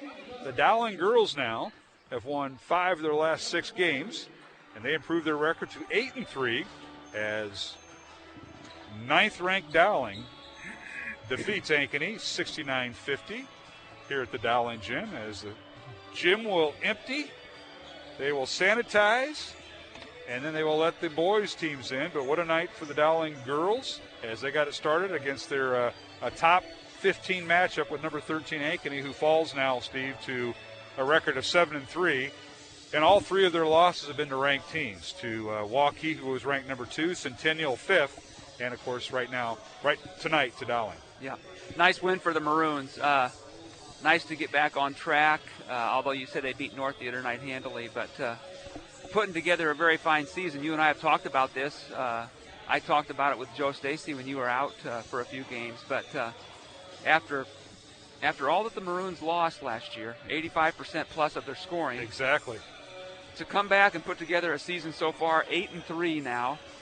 And the schedule doesn't get any easier, of course, over at Polk tomorrow night. But respectable, very, very respectable what the Maroon girls have done this year with they've had to do it as a team. You know, they didn't have Caitlin, the superstar, and the 3 other seniors from last year's team that contributed quite a bit. And kudos to the Maroon girls for putting together a pretty darn good season so far. Again, the Dowling girls improved their record to 8-3 as they're ranked number 9 in Class 5A with a 69-50 win over Ankeny. Hawkettes fall to 7-3 on the season. Maroons had 4 players in double figures, led by Lexi Bowles, who had battled some foul trouble with 16 points. Maddie Wishman with 15. Emma Gipple with 12. And Ella McVeigh off the bench, with 10. And then rounding out scoring for Dowling, Julia Moore, who got the start tonight, as Moore had 6 points. Tobias with 5 points. So how about Maddie Wishman, 15 points with 5 threes. And then Lauren Frericks off the bench with 5 points for Dowling. But 5 threes for Wishman. Have you been working with her on her shot, Steve? Because you could shoot the ball in that old Big 8 conference that you played in. Yeah, I don't know about that. But she, hey, when she gets her feet set, Mark, and she has time, she's very, very good shooter from the perimeter. And she's got her confidence after that. Sure. 8 3-point shot made performance from 10 days ago. She really does have some good confidence at this stage. All right, we'll take a break. We'll go to our post-game show as we're between games. Again, the final. Dowling girls 69, Ankeny 50. Along with Steve DeVinny, I'm Mark Amadeo. Back with the post-game show coming up following our girls' game here on Iowa Catholic Radio. Thank you, construction professionals, for underwriting our show, Man Up. Heard Mondays at 9 a.m. and 9 p.m. Construction professionals have been long supporters of Iowa Catholic Radio, and we've seen their work. It's beautiful. They do remodeling or new construction that is innovative, functional, and designing what you want. It's a family business built on a strong foundation to create a new or remodeled home that is uniquely yours. cpcustomhomes.com. From our family to yours, God bless. Thank you, construction professionals. Thank you, Dental Associates, for underwriting Dowling Catholic Sports 365. With over 40 years' experience, Dental Associates is a group dental practice with the mission of promoting optimum health and well-being to all patients, providing preventative, restorative, and cosmetic dentistry for the entire family. Message underwritten by Dr. Kenton Gleichman, Dr. Steve Karbaka, and Dr. Ben Nagel. Dental Associates, addressing your smile, needs, and dreams. Online at DesMoines-DentalAssociates.com. Iowa Catholic Radio, KWKY Des Moines, K233BT Des Moines, KIHS Adel. Listen online anytime at iowacatholicradio.com or download the Iowa Catholic Radio app.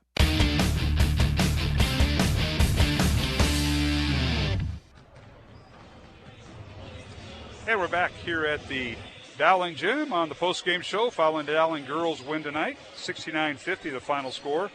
Dowling over Ankeny in game one of our doubleheader. The boys warming up. We'll have the boys game here in about 15 minutes. They'll start that game as Mark Amadale, Steve DeVinny.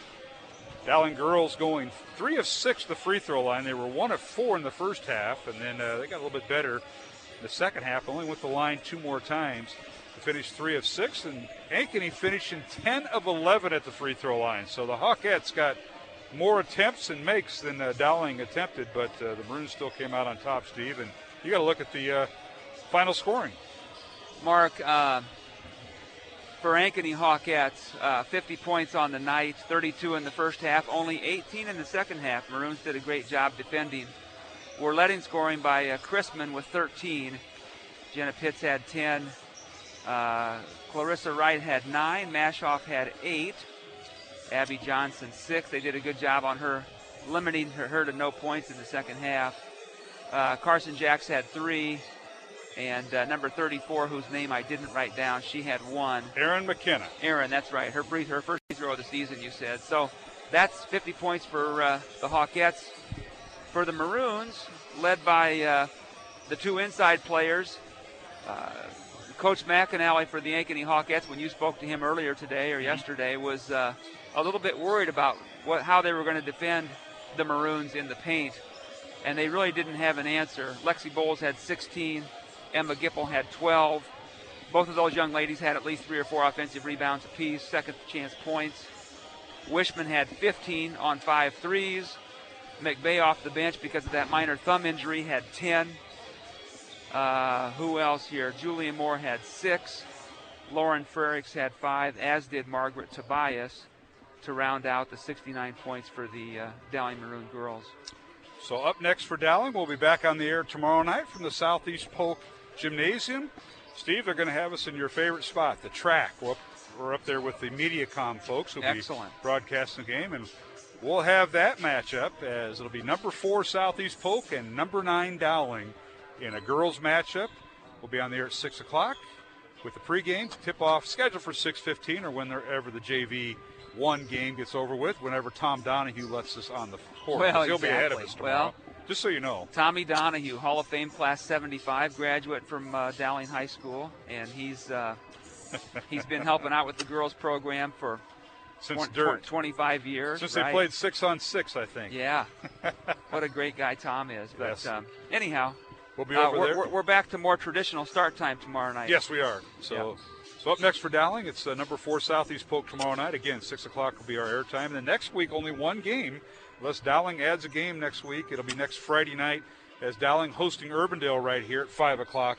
I don't know if Coach Meyer or Coach O'Connor may schedule a game sometime Monday or Tuesday next week. Look for that. But that's how the COVID environment's done, is you add a game. Yeah. And you do that. Now, next up for the Ankeny Hawkettes, we should mention them, as their record falls to 7-3 under fifth-year head coach Drew McAnally. They're home tomorrow night against their crosstown rival for the second time this year. They host number 5 Ankeny Centennial, and that'll be the traditional time, 6:15 doubleheader. And then on Monday, They travel to Valley, and they'll start at 5 o'clock over at Valley on the girls' game Monday night. And then on Tuesday, they host number 11, or they travel to number 11, Roosevelt, and finish up on the road next week at Marshalltown. So at Valley, at Roosevelt, Monday, Tuesday, and at Marshalltown on Friday for the Ankeny Hawks and head coach Drew McAnally. Busy week for those girls. Yep, in that yellow school bus. Yeah. And they got to go up now. Hopefully they'll find, when they drive up there, the Grant Bossum and Steve DeVinny statue in Marshalltown, which we couldn't find. We were up there earlier this year for football. I told you that it was up there, but the derecho knocked it out. Which one? The wind. Well, you've had a tornado. You've had a derecho. You've had other stuff go on up there in Marshalltown. Yeah. I think the fact of the matter is that nobody had a statue in the first place. Well said. Well said. Well, Steve, once again, thanks for sitting in. It's good to see you. It's good to be back. Thank you and your family for the thoughts and prayers while I was gone. Our hats off to Joe Stacy. And I know I had to thrust you with somebody, but I got you the voice of the Iowa Barnstormers and Dowling softball and baseball, Joe, to cover for me, and what a blessing it was to have him. Well, Joe doesn't lack enthusiasm, I'm telling you. He's all over it. He means business. Yes, he does mean business. And he runs that little Friday night show. On Football Friday night. Friday night that they go cover all the games with people, and that's a good service for the football fans. He's never asked me to be a correspondent. I don't know why. Well, he probably is intimidated by your knowledge. Yeah, I mean, lack of it. Steve, we'll see you tomorrow night out there in Pleasant Hill at Southeast Polk High School. Look forward to it. See you, Mark. You bet. Thank you. Steve DeVinny, my broadcast partner. Our thanks to him and all he does for Iowa Catholic Radio. We're going to take a break. We're between games right now. And again, the final in the girls' contest, it was 9th-ranked Dowling defeating 13th-ranked Ankeny in Class 5A girls basketball. 69-50 the Maroons win. Dowling girls improved to 8-3 on the season. Ankeny falls to 7-3. And we'll come back and preview the boys' game. Mr. Mike Swain, the coach, will join me for the pregame show for that. We got about 13 minutes until they introduce starting lineups, so we'll have a little bit of a pregame show here. Our thanks to Jeff Piggott back at the Iowa Catholic Radio studios, and, of course, everybody behind the scenes at Iowa Catholic Radio. We appreciate all their support. Back with the pregame show of the boys contest coming up here on Iowa Catholic Radio. For Steve DeVinny, I'm Mark Amadale. Stay tuned for the boys game here on Iowa Catholic Radio. Support for Iowa Catholic Radio's broadcast of Dowling Catholic sports and activities is provided by Chemin, a global ingredient manufacturer using science to transform the quality of life for 80% of the world. Chemin is on the leading edge of molecular science, manufacturing more than 500 specialty ingredients for the human and animal health and nutrition, pet food, aquaculture, nutraceutical, food technologies, crop technologies, and textile industries. Chemin strives to sustainably transform the quality of life every day for 80% of the world with their products and services. Chemin, using science to transform the world. Online at chemin.com. Thank you to Mercy One for their support of Iowa Catholic Radio. From the cardiovascular experts at the Iowa Heart Center to the pediatric services of Mercy Children's Hospital and Clinics, Mercy provides complete care for Central Iowa's adults and children with more than 50 primary care and specialty clinics in the Des Moines area. Find a convenient Mercy One location near you. Online at mercydesmoines.org.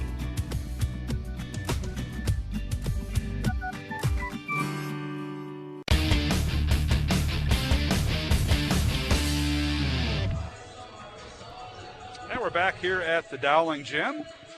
Game number 2 on Iowa Catholic Radio on the first of back-to-back nights. Dowling and Ankeny, as this game was scheduled for last Tuesday, but due to another snowstorm that came through, games were wiped out on Monday and Tuesday, and some of them are being moved to tonight.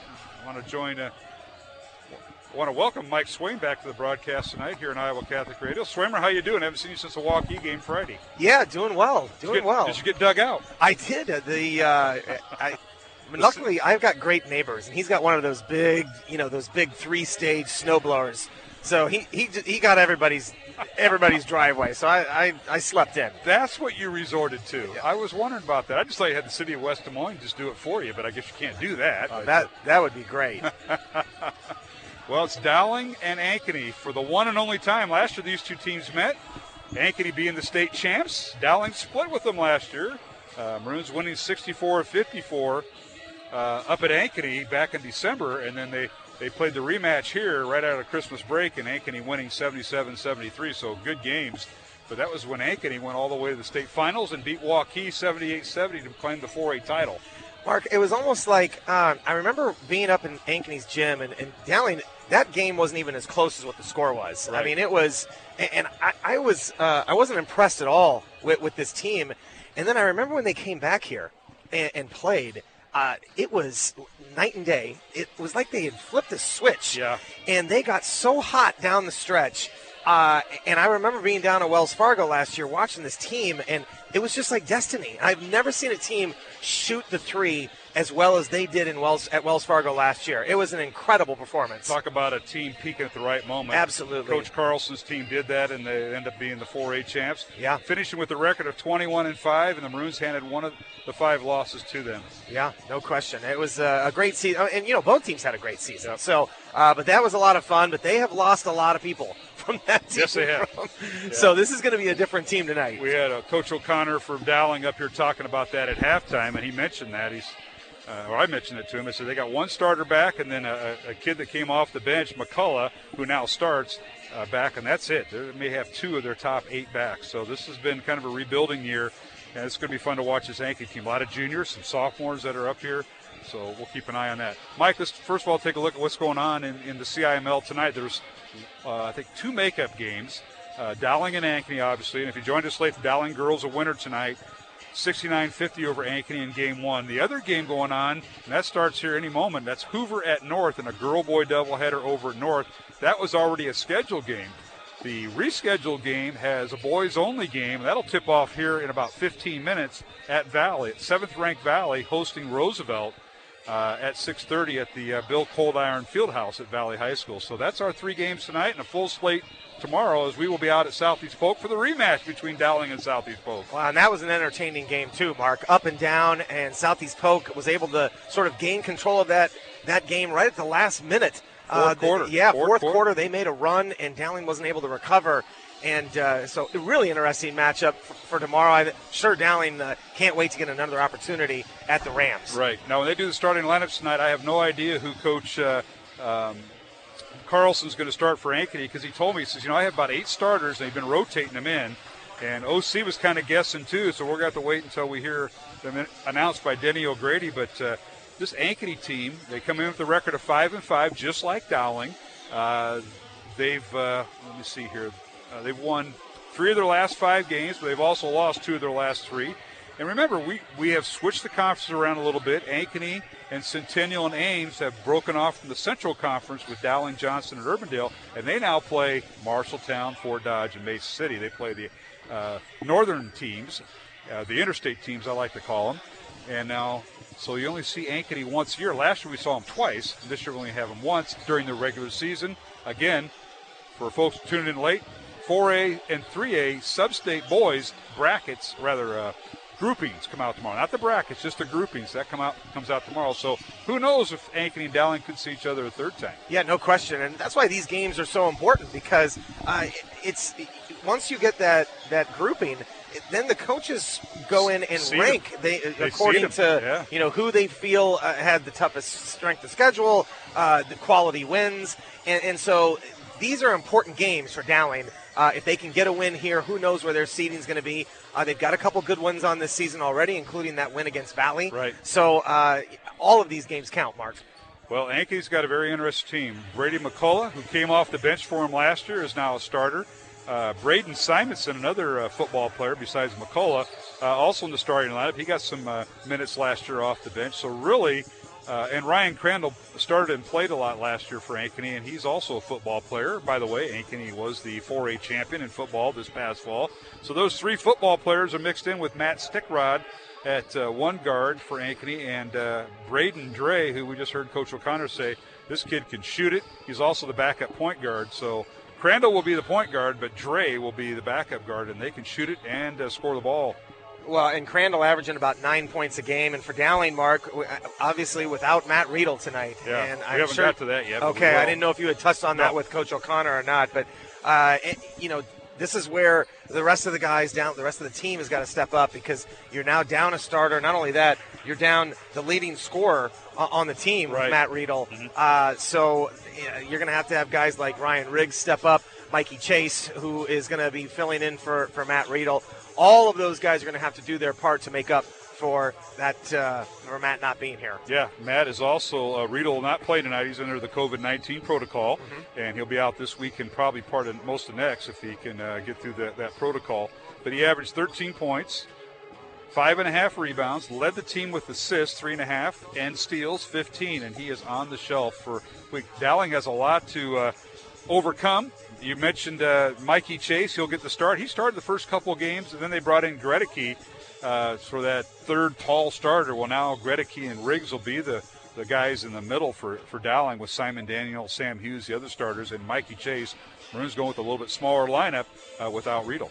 Well, and it's all about adapting and adjusting, Mark. I mean, we've already seen this Dowling team without their head coach, Michael Connor, had to sit out several games. And I thought Dowling did a great job in his absence. And now we've got a starter who's going to be out. And so this is sort of the new normal, right? Getting used to these kind of situations. And it's the teams that handle this kind of adversity the best that can come out on top. So hopefully Dowling can pull together with a great team effort tonight. All right, we'll take a break here in the pregame show along with Mike Swain, Mark Hamadale, as we get set for the boys' game between Ankeny and Dowling Catholic. We're here at the Dowling Gym. Earlier tonight, the Dowling girls a winner 69-50 over Ankeny. And we'll be back with the starting lineups of the boys' contest coming up here on Iowa Catholic Radio. Support for Iowa Catholic Radio and Dowling Catholic Sports is provided in part by Ashworth Vision Clinic. With 2 licensed optometrists, Barbara Sheets, a Dowling graduate, and Dr. Craig Harper, the Ashworth Vision Clinic team provides complete eye exams, contact lenses, glasses, glaucoma testing, and pre- and post-operative care. Ashworth Vision Clinic is located at 60th and Ashworth in West Des Moines. 515-440-4610 or online, ashworthvision.com. Catholic Radio, changing hearts and minds. I'm Greek Orthodox and I'm moral and I follow all the rules and everything, but I wasn't, say, religious. So I started to listen to your radio station. There was something that happened. I don't know how to explain it. Would you consider a $30 a month donation? You can give at iowacatholicradio.com through the Iowa Catholic Radio app or call 515-223-1150.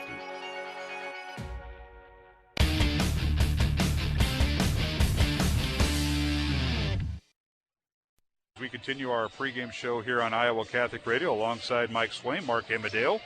Dowling and Ankeny, as both teams come in with records of 5-5. Earlier tonight, the Dowling girls improved their record to 8-3. The 9th-ranked Dowling girls defeated the 13th-ranked Ankeny Hawkettes 69-50. The Hawkettes fall to 7-3. That was game 1. Game 2 coming up. And, Mike, a little bit of an adjustment for the Dowling starting lineup. We've talked about it briefly. Matt Riedel out under COVID protocol. And Mikey Chase getting the start. Mikey Chase, Sam Hughes, Jack Gregory, Ryan Riggs, and Simon Daniel, 3 guards and 2 bigs, with Gregory at 6'10 and Riggs at 6'8.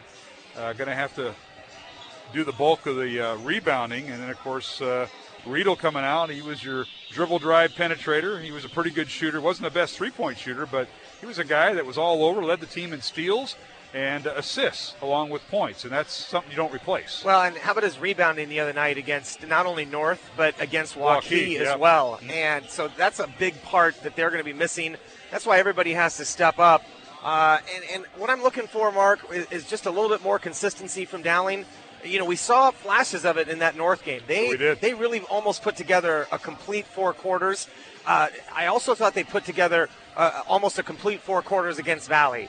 And unfortunately, it's only been 2 quarters against Waukee, and twice, you know. Yeah. So they had great starts in those games, and then the second half just got wore down by that just onslaught of Waukee's offensive scorers and couldn't do anything. So getting off to a good start tonight and then being consistent throughout this game is going to be important. I think if they do that, they can come away with the win tonight. Sure. Well, let's take a look at the starters for Dowling. Normally we introduce the visitors, and we're not quite sure who Coach Carlson's going to introduce. So we'll get the Dowling starters out of the way right now. At one guard will be Mikey Chase, a 6'2" senior. Chase averaging 2.5 points, has 8 steals in the season, and he'll wear number 10.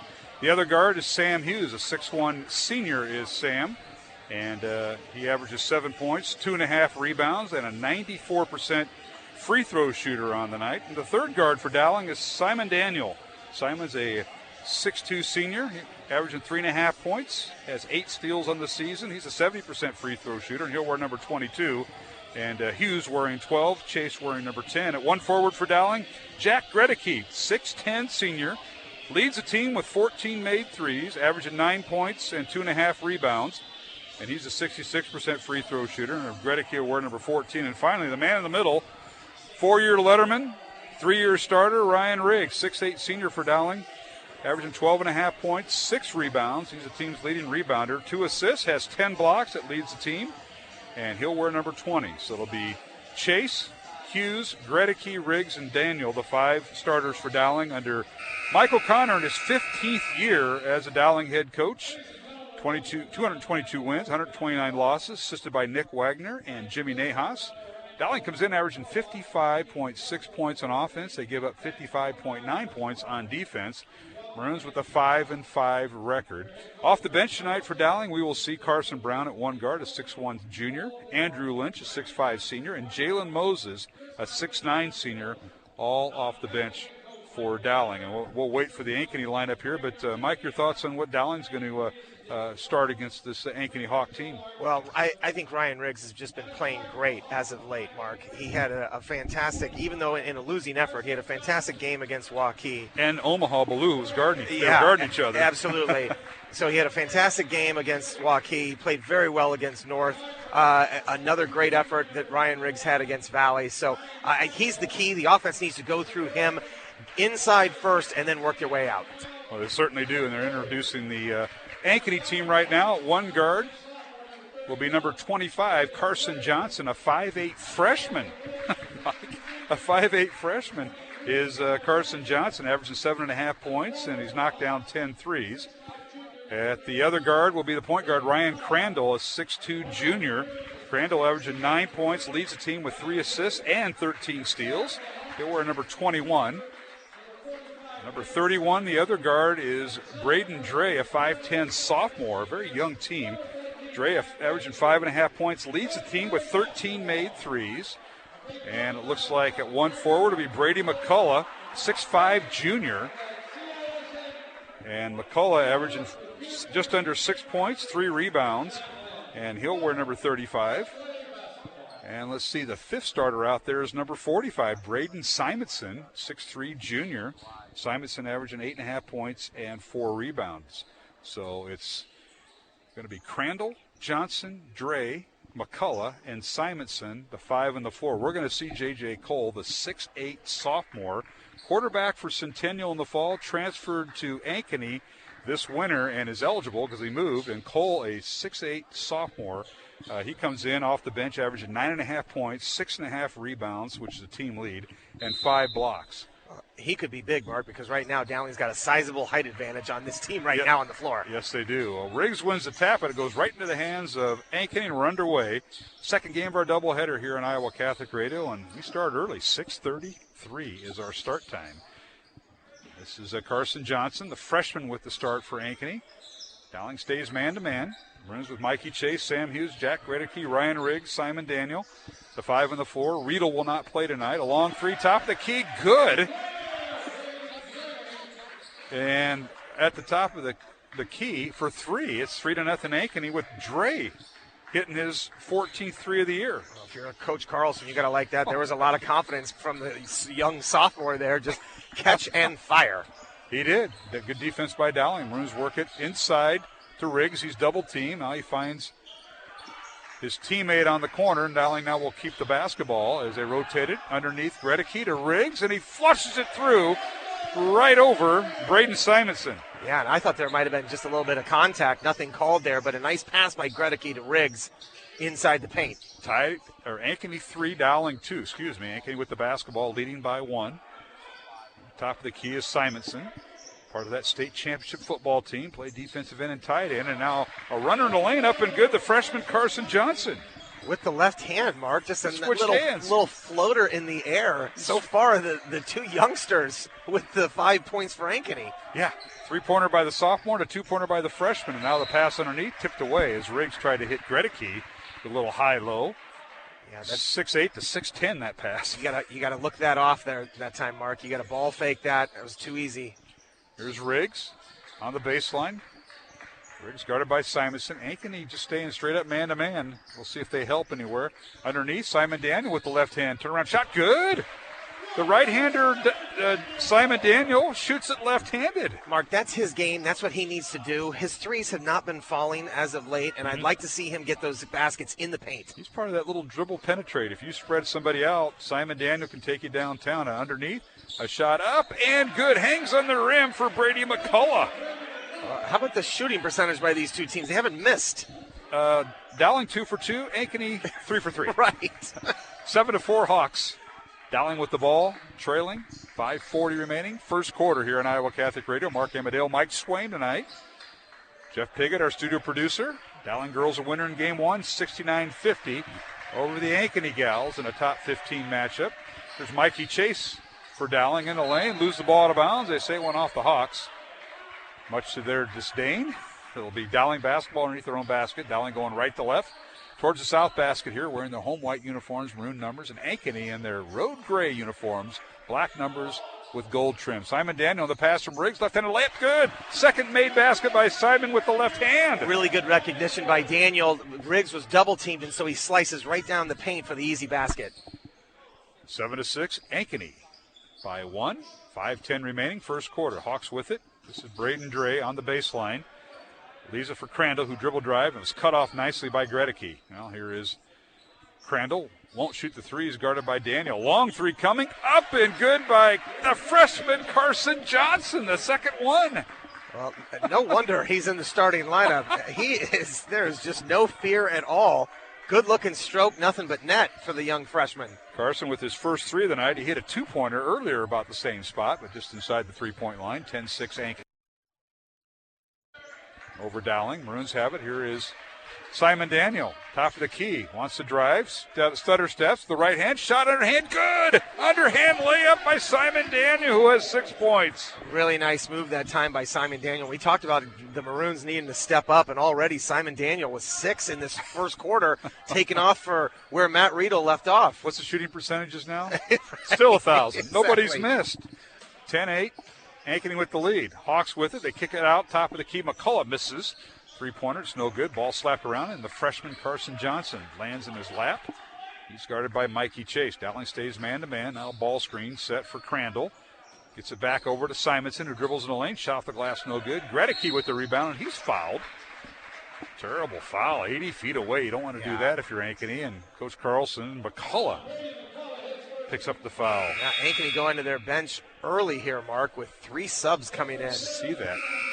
So Carson Weedy in the game. J.J. Cole, who we just talked about, the 6'8 sophomore, number 55 in the lineup. And let's see who the third one is. So we got Weedy and Cole, and I think there's a third one. Oh, yes, number 11, Bentor Nial, 6'6 senior in there, number 11. 3 subs in for the Hawks. Dowling trails 10-8.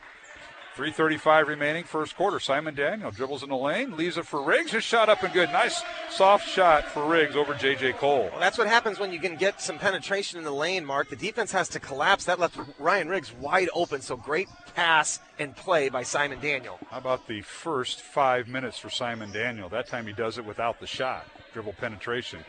And now here is Nial backing inside. His shot no good, rebounded by Riggs. Tied at 10, Dowling and Ankeny. Approaching the 3-minute mark. In transition, Simon Daniel, pull-up jumper, no good. Rebound, Cole and the Hawks. They're in the front court. This is Carson Johnson. Down the lane he goes. Shot off the glass. Good. That might have had ice on it. He put it up so far up off the glass. What a nice crossover move, and then just the soft touch by the freshman. Great play. When you see a freshman up on the CIML, you know they can play. No you didn't do it very often either at Lincoln. No, we did not. But I'll tell you what, when they're up there, they're playing.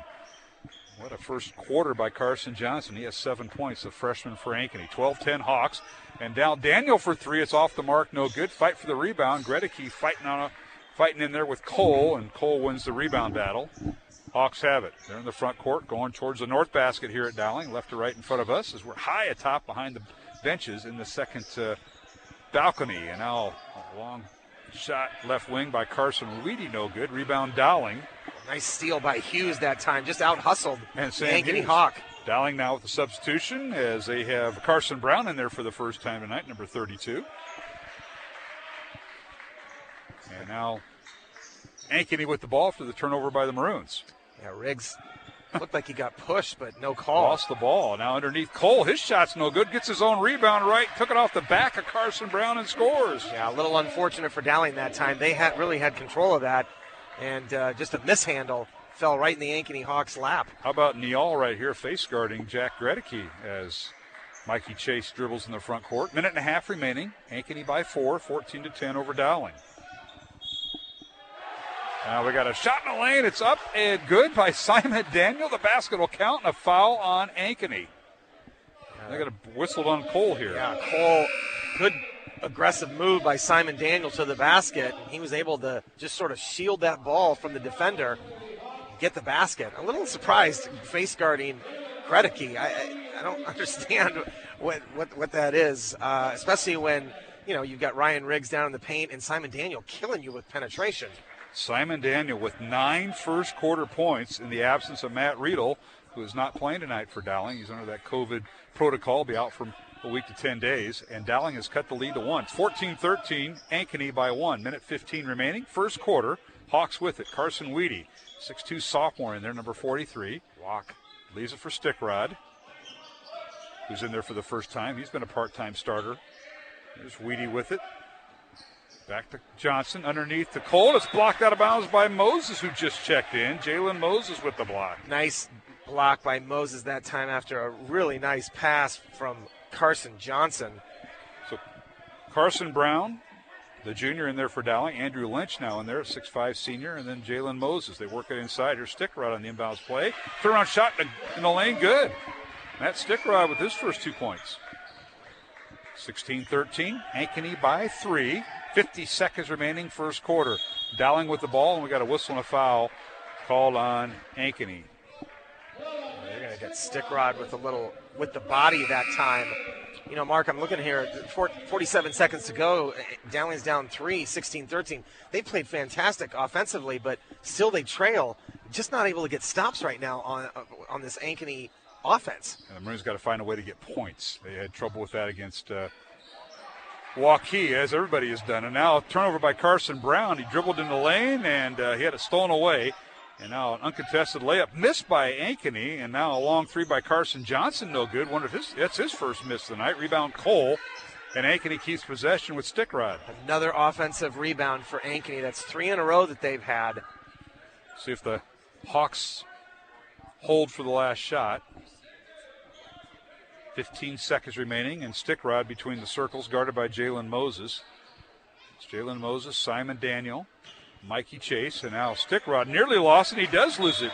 Tried to save it off his teammate Carson Weedy, and it's out of bounds. Yeah, Dowling's going to have 5.7 seconds, Mark, to try and get a shot off. So Coach O'Connor's going to bring back Mikey Chase and get Carson Brown out. So it'll be Hughes and Chase and Simon Daniel, the 3 guards, with Jalen Moses and Ryan Riggs with 5.7 seconds. Once they catch the pass, you basically have time for 5 dribbles and a shot. Here's Chase with it. Top of the key. He'll launch it. It's shots off the glass, too strong, no good. And we've come to the end of the first quarter with the score. Ankeny 16, Dowling Catholic 13, along with Mike Swain. Mark Emmerdale back in 1 minute to the Dowling Gym. We'll bring you the second quarter here on Iowa Catholic Radio. Thank you, construction professionals, for underwriting our show, Man Up, heard Mondays at 9 a.m. and 9 p.m. Construction professionals have been long supporters of Iowa Catholic Radio, and we've seen their work. It's beautiful. They do remodeling or new construction that is innovative, functional, and designing what you want. It's a family business built on a strong foundation to create a new or remodeled home that is uniquely yours. CPCustomHomes.com. From our family to yours, God bless. Thank you, construction professionals. Thank you, Dental Associates, for underwriting Dowling Catholic Sports 365. With over 40 years' experience, Dental Associates is a group dental practice with the mission of promoting optimum health and well-being to all patients, providing preventative, restorative, and cosmetic dentistry for the entire family. Message underwritten by Dr. Kenton Gleichman, Dr. Steve Karbaka, and Dr. Ben Nagel. Dental Associates, addressing your smile, needs, and dreams. Online at DesMoines-DentalAssociates.com.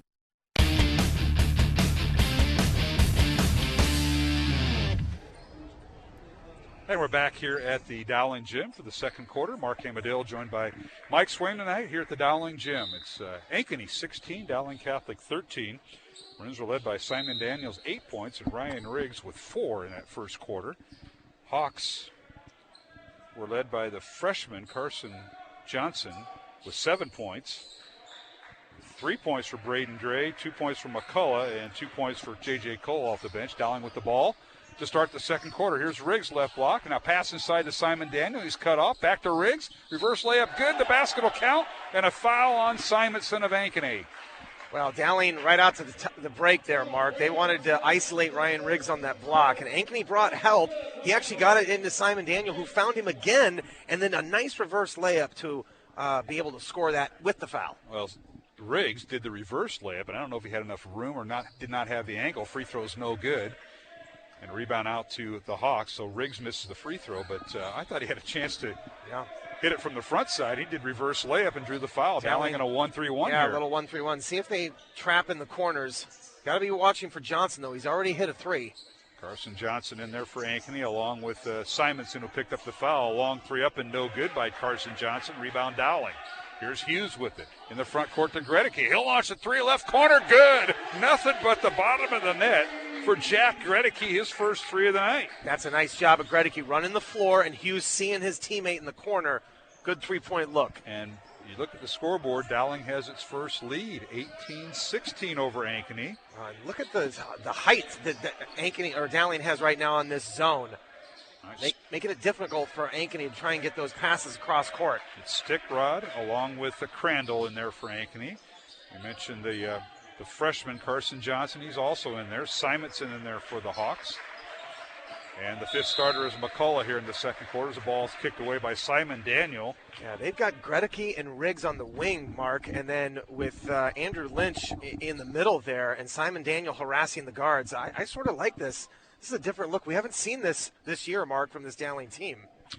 Well, when Coach O'Connor was down at home for 10 days in COVID protocol or whatever, coaches get a lot of time to draw stuff up. Absolutely. He did it all the time. I was always doing it. Now, your dad was upset because you were doing it on company time. And my work was suffering. His company. That's right. Three-pointer top of the key, no good by Stick Rod. But the rebound out to, who else? The freshman Carson Johnson and Ankeny. Yeah, a couple long rebounds have went Ankeny's way. Johnson is just a 5'8 freshman, and now a foul on Lynch, and taken to the basket was McCullough for the hoop. And a foul's on Andrew Lynch of Dowling. Yeah, that was a nice job by McCullough. And they had a quick ball reversal that time, Mark, which allowed McCullough to get that ball in the paint, take it up against Andrew Lynch. First field goal of the second quarter by Ankeny. The Hawks have tied the score at 18, and now McCullough for the and one. And the free throw is good. Brady just a 54% free throw shooter, but he makes it there. And it's 19-18 Ankeny by 1. Hawks have led by as many as 4 in that first quarter over Dowling. The Maroons have led by just 2. Dowling in the front court. Maroons with it. Sam Hughes on the left wing. Inside to Riggs. And a turnaround shot. In and out, no good. And a rebound, Ankeny. And Ryan Crandall. Well, no white shirts to go after that offensive rebound, Mark. They were all sprinting down the floor. You'd like to see some guys attacking that glass with the height advantage that Dowling has. Absolutely. Carson Johnson in there. Swings it to Braden Dre. They pass it back and forth beyond the three-point arc. Now they get it in the corner. Do the Hawks, and that is to Dre. Over in the right wing. Weedy for 3, and it's good. Right in front of the Dowling bench. Well, really nice patience that time by Ankeny. They got that ball side to side, and a good pass down to that corner allowed Weedy to take the wide-open 3. Weedy with 3 points, and now taking it right down the lane over Braden Simonson was Riggs. And a nice play by Ryan. That's his 8th point. 22-20, Ankeny by 2. With the basketball is Dre. Wants to drive, kicks it over in the corner, and a three-pointer good by Ryan Crandall. Mark, this is an Ankeny team that shoots 29% coming in on the year, and they have been on fire from 3 tonight. Backdoor cut by Gregory, and Riggs threw it into the hands of Ankeny, but unfortunately for Dowling, it goes out of bounds, and Maroons will inbound the ball underneath their own basket. It's the second time that Riggs has just stared at an offensive player and tried to throw that ball. Mark, you've got to ball fake that.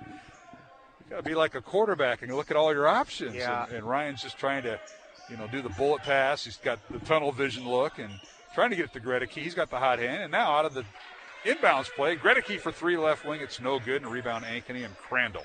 Yeah, it looks like Dowling's going to go now to a sort of a 3-2 zone here, Mark. 25-20. Ankeny leads Dowling.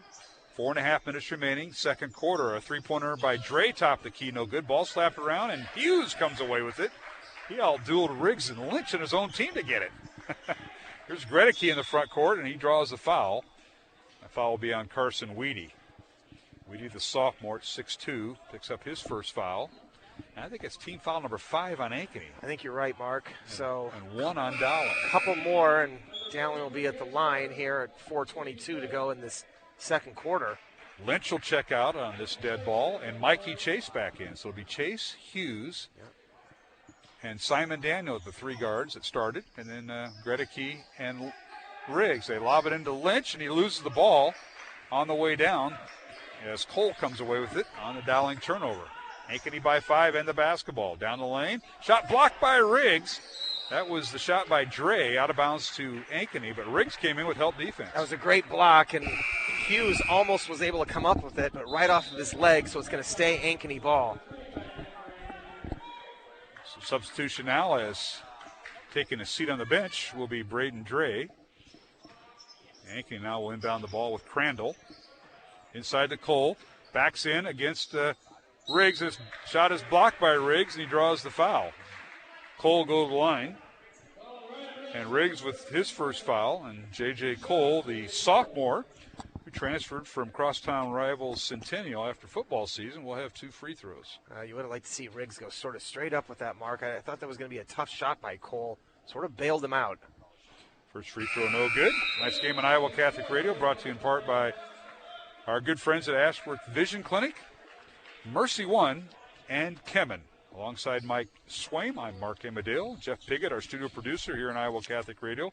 From the Dowling Gym tonight, this game was scheduled to be played on Tuesday. The snowstorm pushed it to tonight, as the second free throw by Cole is good, and he has 3 points in this contest. And our score is 26-20. Ankeny by 6. This is the Hawks' largest lead of the night. Dowling with the ball. Hughes with it. Over to Simon Daniel. Maroons work the left side. They have Riggs on the left block. They can't get it to him, and now Riggs comes and gets it on the left baseline, 3-point line extended. Ankeny really getting out in passing lanes right now, Mark. Hughes with it to Daniel. Simon for 3. It's in and out, no good. And a rebound, Cole and Ankeny. Tough luck there for Dowling. Yeah, it was a good look. Simon has just been struggling, Mark, from 3 in the last several games. Ankeny with the ball. Carson Johnson, the freshman, leads to the right side to Stickrod. They get it inside the Cole. Turnaround jumper, good. Mid-range shot in the lane by J.J. Cole, and that is his 5th point. And a timeout, Dowling. This will be a 30-second timeout. With 3:14 remaining here in the second quarter, Ankeny now, Mike, has its largest lead of 8 points. 28-20 over Dowling against both teams with 5-5 records. And, boy, we've seen some hot shooting in this first half. Well, Coach O'Connor is not happy with right now the defensive effort that Dowling is putting out. They're not getting any stops. And on the other end, they've sort of gone cold. They've been stuck on 20 here for a little while, Mark. Yes, they have. Seen some shots miss, some turnovers. Dowling's not doing a great job on the boards either. I mean, not getting a body on guys, even on long rebounds. You've got to get a body on somebody. Too many easy second chance opportunities for Ankeny. Maroons inbound the ball. Mikey Chase to Hughes, back to Mikey Chase. Our officials, Tyler Reindl, Steve Russell, and Dax Wiedemeyer, our 3-man officiating crew. They did the girls' game and did such a good job. They're here for the boys' contest. 3 minutes remaining in the first half. Jalen Moses checking in for the Maroons for Gregory at that last dead ball. Ankeny really packing it in. They always are knowing where Ryan Riggs is at. They've always got 2 or 3 guys ready to help. Now here's Simon Daniel packing it in, and his shot up and no good. Ball tipped out of bounds, and they say it went off of Riggs, who tried to tip it in, and Cole did a nice job defending him. Yeah, that was a good tip effort, just right off the front of the rim. Couldn't get it to fall. Dowling's scoring woes continue. 28-20 Ankeny here in this boys contest. Joined us late. 9th-ranked Dowling girls defeated 13th-ranked Ankeny 69-50 in game one of our doubleheader. We'll be joined by Kristen Marr, the Dowling girls coach, at halftime, as we have 2.5 minutes remaining here in the second quarter here at the Dowling Gym. Ankeny by 8 and the basketball. Passing the ball around, stolen away by Hughes. Bad pass by Carson Weedy, and Hughes in the front court. And now he has to hold up and wait for the rest of his team. Moses in the corner, right wing. Couple dribbles, gives it to Riggs. He'll launch a three, right baseline, no good. The rebound, Ankeny. Again, Mark, a three-point shot with no white shirts in the paint to rebound. I mean, there's just no offensive board activity at all. Crandall gets the rebound. Ankeny in the front court. They'll shoot the three, and it's good, and that's Crandall who also got the rebound. Ryan Crandall, his second three of the night. He's got 6 points. Yeah, you've got one team hitting threes. You got another team not hitting threes. 11-point lead, and now Mikey Chase with a nice drive down the paint there, Mark. Dowling answers that dry spell with Mikey Chase in the lane. It's 31-22. Ankeny, a lob pass inside the Cole. Too strong that time by Ryan Crandall. So with a minute 27 here, Dowling's got to take advantage of this opportunity. You get a turnover, you got to cash this in so you can get one more stop. So J.J. Moses will check out, and they'll put Gregory in. Somewhat of an offense-defense. Here is Hughes on the break. Gets it in the corner to Simon Daniel, right wing. Dowling going right to left towards the south basket. Hughes in the lane, backs his way in. Can't get a shot off. Almost lost his pivot foot. And the ball is blocked. Hole with the weak side block on the Hughes shot. And it looked like there was a lot of body, Mark, and no call. Corner three up and no good by Ankeny. Carson Weedy with the miss from the left wing. Rebound Dowling. The Maroons with a long pass intended for Gregory by Hughes. And it's tipped out of bounds, and Gregory kind of helped himself. They say it went off of Ankeny and Ryan Crandall. Wow, good hustle that time by Gregory, because that was a terrible turnover. But Dowling fortunate that Gregory, with the hustle play, able to get the ball back. 53 seconds remaining here in the first half. Simon Daniel inbounds the ball to Riggs, and it's poked away right back to Simon. Well, the officials have let this go. It's been very physical, and it's been evenly called on both sides. All right, here's Hughes with it for Dowling. It's Hughes, Chase, Riggs, Daniel, and Gregory, the five on the floor, and the five that started for Dowling. The final 30 seconds of the first half. 31-22, Ankeny. 9-point lead over Dowling. Yeah, it looks like Dowling's going to hold for one now, Mark. Yep, possession arrow favors Ankeny. Reminder, tomorrow night, Dowling goes on the road. They're at Southeast Polk. We'll be on the air at 6 o'clock for our girl-boy doubleheader. Southeast Polk boys ranked 9th this week on the latest AP poll. So it's back-to-back nights for Dowling. Simon Daniel down the lane. His shot too strong, no good. 3 seconds remaining. Ankeny with the ball. And this is a three-pointer by Weedy, no good at the horn. So we've come to the end of the first half here, Mike Swain, with the score. Ankeny 31, Dowling 22. The Maroons put up just 9 points in that second quarter, as Ankeny put up 15, outscored 15-9 was Dowling. Well, I think early on in this game, Mark, first quarter, Dowling looked pretty good offensively. They were very efficient. There was a lot better movement. They were getting the ball inside. Second quarter, we didn't see a lot of movement. They started settling for threes. All of a sudden, we start to see these turnovers arise. And then I didn't think they did a good job defensively, not getting stops, not getting out on guys on the three-point looks, and then giving up some second-chance opportunities. And so that's why Dowling finds himself in a hole here. They're down 9. And again, I understand you're down a starter, but this is I think the Dowling's capable of playing better, and I'm sure Coach O'Connor's going to let them know about it in the locker room. Yeah, he brought up a good point. Dowling averaging just over 16 turnovers a contest. Ankeny averaging just over 15. And they've really taken care of the ball, Mark. And again, both teams are sort of even coming in around 29% from three. And it's Ankeny who has shot a blistering pace tonight, looks more confident and solid on that three-point line. All right, we're at halftime here at the Dowling Gym. It's Ankeny 31, Dowling 22 here in this boys contest. When we come back, we'll visit with Kristen Meyer, the head girls basketball coach here at Dowling, after the Dowling girls were a winner tonight. 69-50, 9th-ranked Dowling girls a winner over 13th-ranked Ankeny. We'll talk to the Dowling head coach when we return here on Iowa Catholic Radio.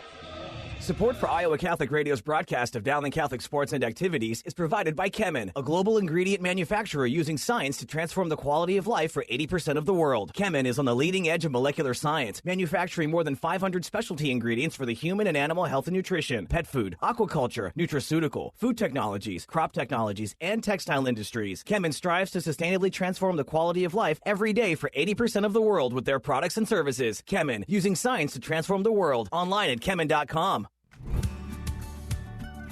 Thank you to Mercy One for their support of Iowa Catholic Radio. From the cardiovascular experts at the Iowa Heart Center to the pediatric services of Mercy Children's Hospital and Clinics, Mercy provides complete care for Central Iowa's adults and children with more than 50 primary care and specialty clinics in the Des Moines area. Find a convenient Mercy One location near you. Online at mercydesmoines.org.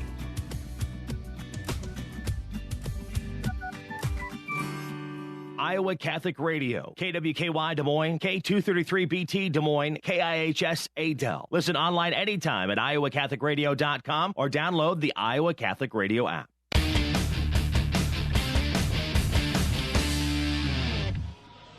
And we're back here at the Dowling Gym, halftime of the boys contest. Ankeny, the defending Class 4A champs, leading the Dowling boys 31-22. And now I'm joined by Kristen Meyer, the Dowling girls basketball head coach, following their win tonight, 69-50 over the Ankeny Hawkettes. Coach Meyer, thank you for joining us. Congratulations on the win. It's been a while, like last week at Des Moines North, and you had to meet my roommate, Haywood Boston, the Des Moines North coach. I'm sorry to put you through that, but good guy. He's a super guy. Yep.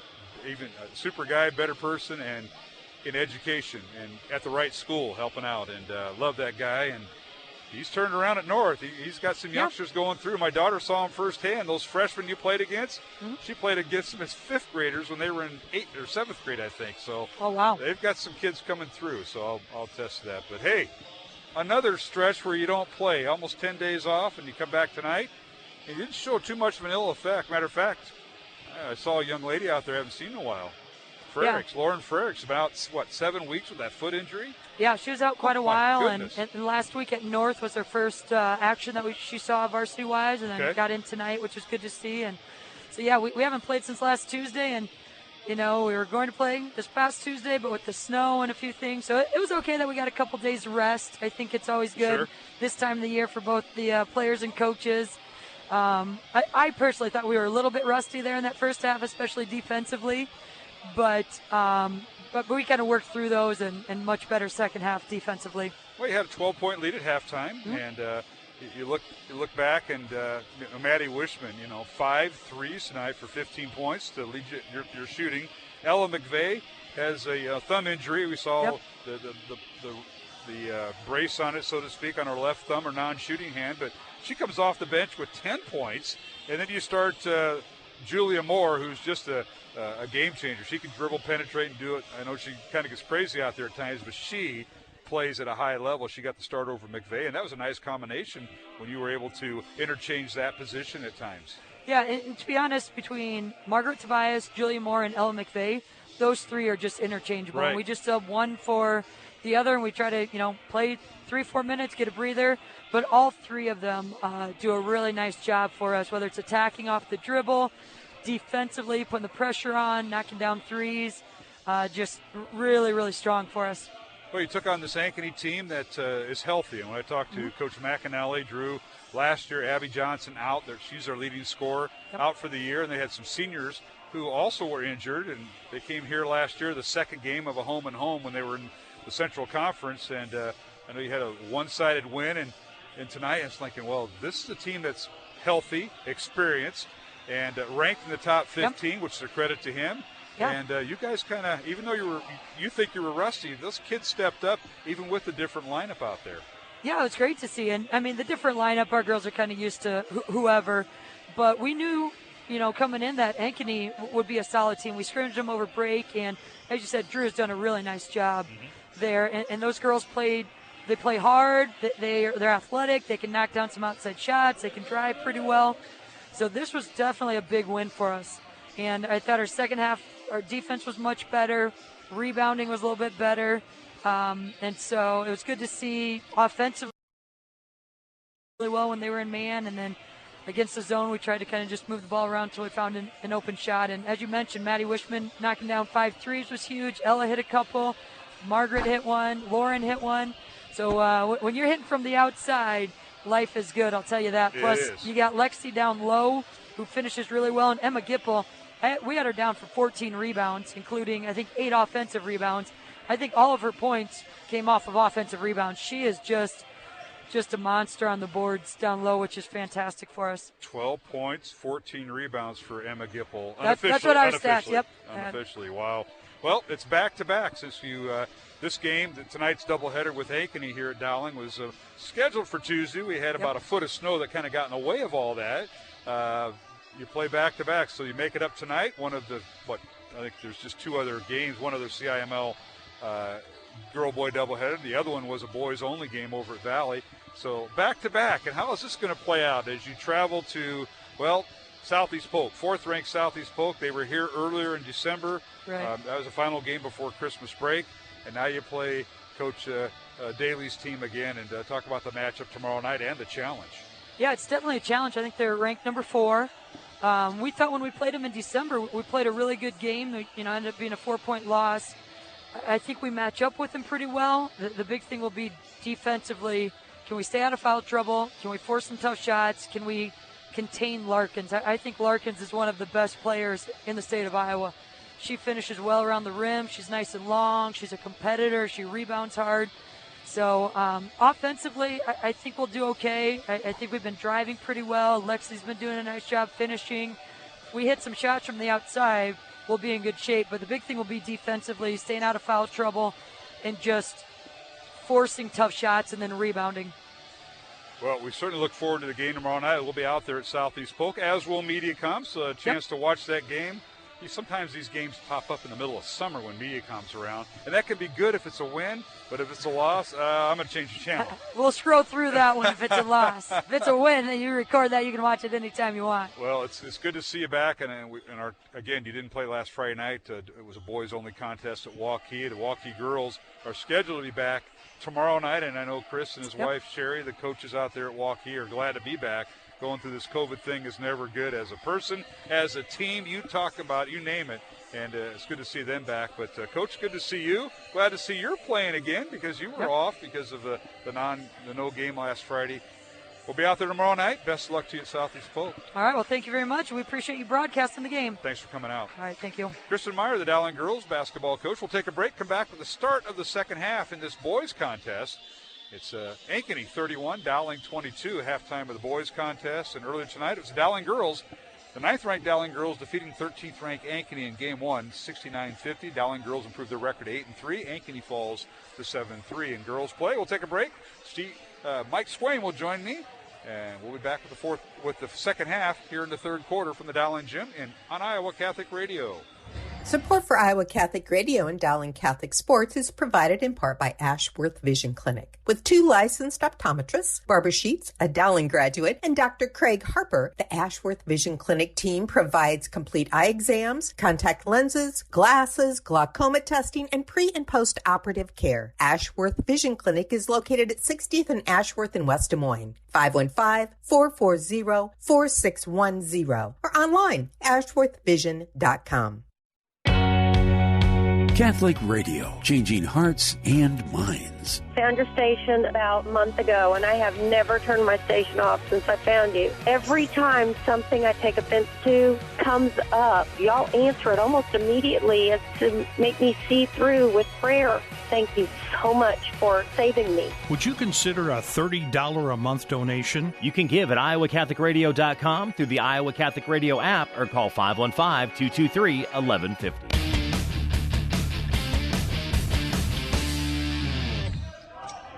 And we're back here at the Dowling Gym, underway here in the second half. Mikey Chase with a three-pointer from the left wing to start things off for Dowling. It's 31-25 Ankeny, and now a shot by Ankeny, no good. Mark, that's back-to-back stops. They got a steal. McCullough. Yeah, they got a steal in the first possession, and it led to the three-pointer by Mikey Chase, and now a good stop and a rebound. You got to take advantage. Yeah, McCullough with the miss, Dowling with the rebound. Bruins trail by 6 underneath Riggs.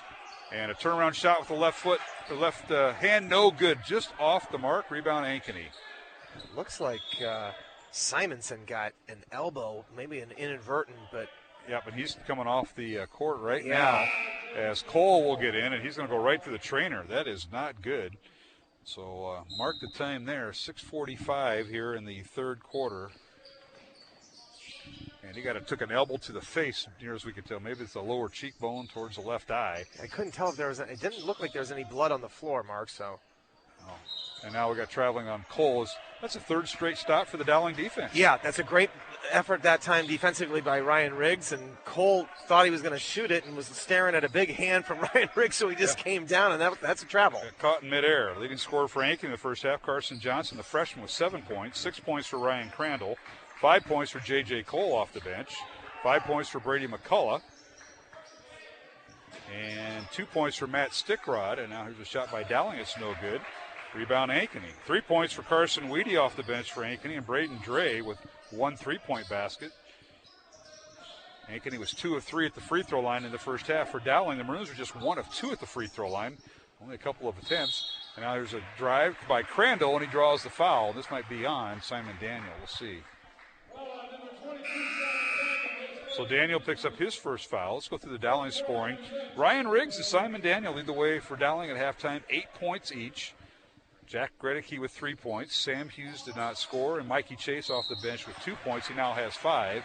And now a whistle and another foul on Dowling. Yeah, they're going to get Gredicke.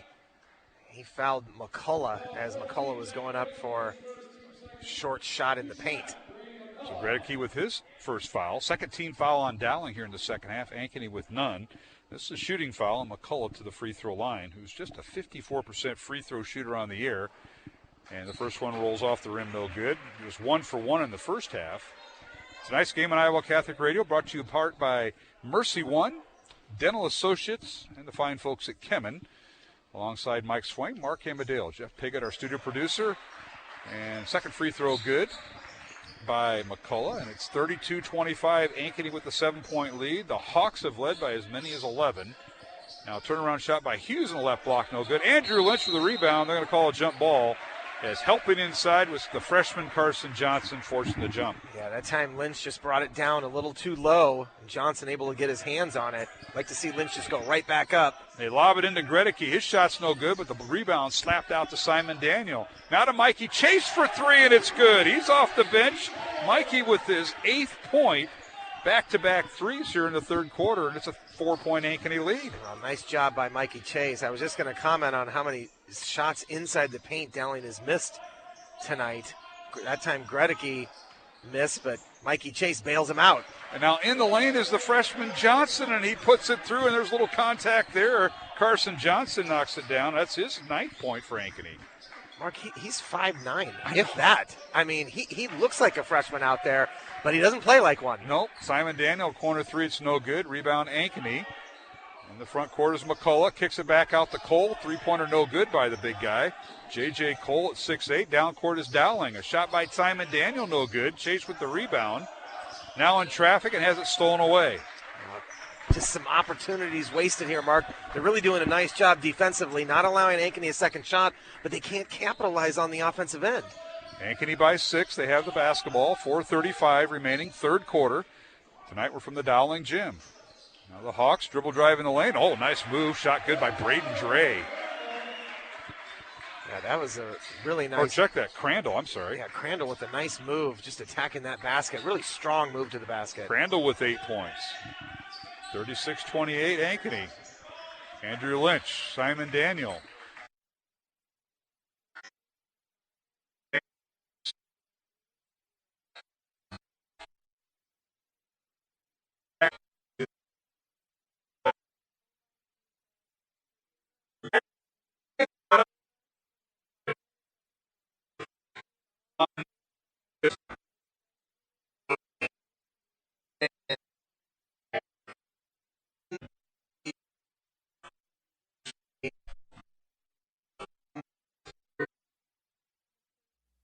Support for Iowa Catholic Radio and Dowling Catholic Sports is provided in part by Ashworth Vision Clinic. With 2 licensed optometrists, Barbara Sheets, a Dowling graduate, and Dr. Craig Harper, the Ashworth Vision Clinic team provides complete eye exams, contact lenses, glasses, glaucoma testing, and pre- and post-operative care. Ashworth Vision Clinic is located at 60th and Ashworth in West Des Moines. 515-440-4610 or online, ashworthvision.com. Thank you, Dental Associates, for underwriting Dowling Catholic Sports 365. With over 40 years' experience, Dental Associates is a group dental practice with the mission of promoting optimum health and well-being to all patients, providing preventative, restorative, and cosmetic dentistry for the entire family. Message underwritten by Dr. Kenton Gleichman, Dr. Steve Karbaka, and Dr. Ben Nagel. Dental Associates, addressing your smile, needs, and dreams. Online at DesMoines-DentalAssociates.com. Thank you, construction professionals, for your support of Dowling Catholic Sports 365. Construction Professionals is a family-owned business dedicated to our customers. Whether designing, building, or renovating, we are here to better serve you. Our passion for quality craftsmanship, paired with our dedication to creativity, result in a home that reflects your personality, style, and family function. Construction Professionals. Design, build, renovate. CPCustomHomes.com. From our family to yours. God bless. Support for Iowa Catholic Radio's broadcast of Dowling Catholic sports and activities is provided by Chemin, a global ingredient manufacturer using science to transform the quality of life for 80% of the world. Chemin is on the leading edge of molecular science, manufacturing more than 500 specialty ingredients for the human and animal health and nutrition, pet food, aquaculture, nutraceutical, food technologies, crop technologies, and textile industries. Chemin strives to sustainably transform the quality of life every day for 80% of the world with their products and services. Chemin, using science to transform the world. Online at chemin.com.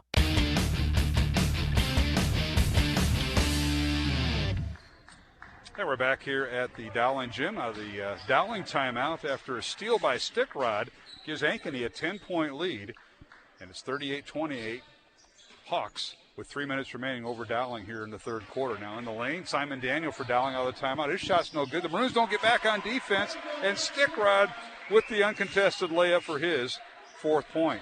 Dowling just getting beat on both sides here, Mark. Offensively, defensively, they're not getting down the court, and this has got to be frustrating for Coach O'Connor to watch. It's just right now getting out hustled by Ankeny. They certainly are. It's Mikey Chase, Jalen Moses, who goes down the lane, puts up the shot. It's good. Jalen Moses with his first basket. Well, I'm glad Jalen decided to take that ball inside and not shoot the three. 40-30, Ankeny. They lob it inside to Cole, guarded by Lynch, is shot up and good right over Andrew Lynch, J.J. Cole. Yeah, how about Cole? That was some pretty good defense by Lynch that time, but he was able to just muscle that thing in. So here's Dowling with the ball. Mikey Chase draws the foul. Foul's on the Hawks. That'll be their first foul of the second half. 2:05 remaining, third quarter. 42-30, Ankeny by 12. This is the Hawks' biggest lead of the night. Andrew Lynch will sit down, and Ryan Riggs back in for the Dowling lineup. So he and Moses will man the post. It'll be Simon Daniel, Sam Hughes, and Mikey Chase. Underneath Daniel, his shot is blocked by Bentor Nial. Stickrod tracks it down. Underneath the Nial layup, good. That's just a great pass by Stickrod that time, and Ankeny again running the floor, scoring in transition, something we didn't see in the first half. 44-30, 14-point lead for Ankeny, and now on Dowling's offensive end, a foul on the Hawks. And this foul will be on Stickrod, and on Matt, that'll be his second.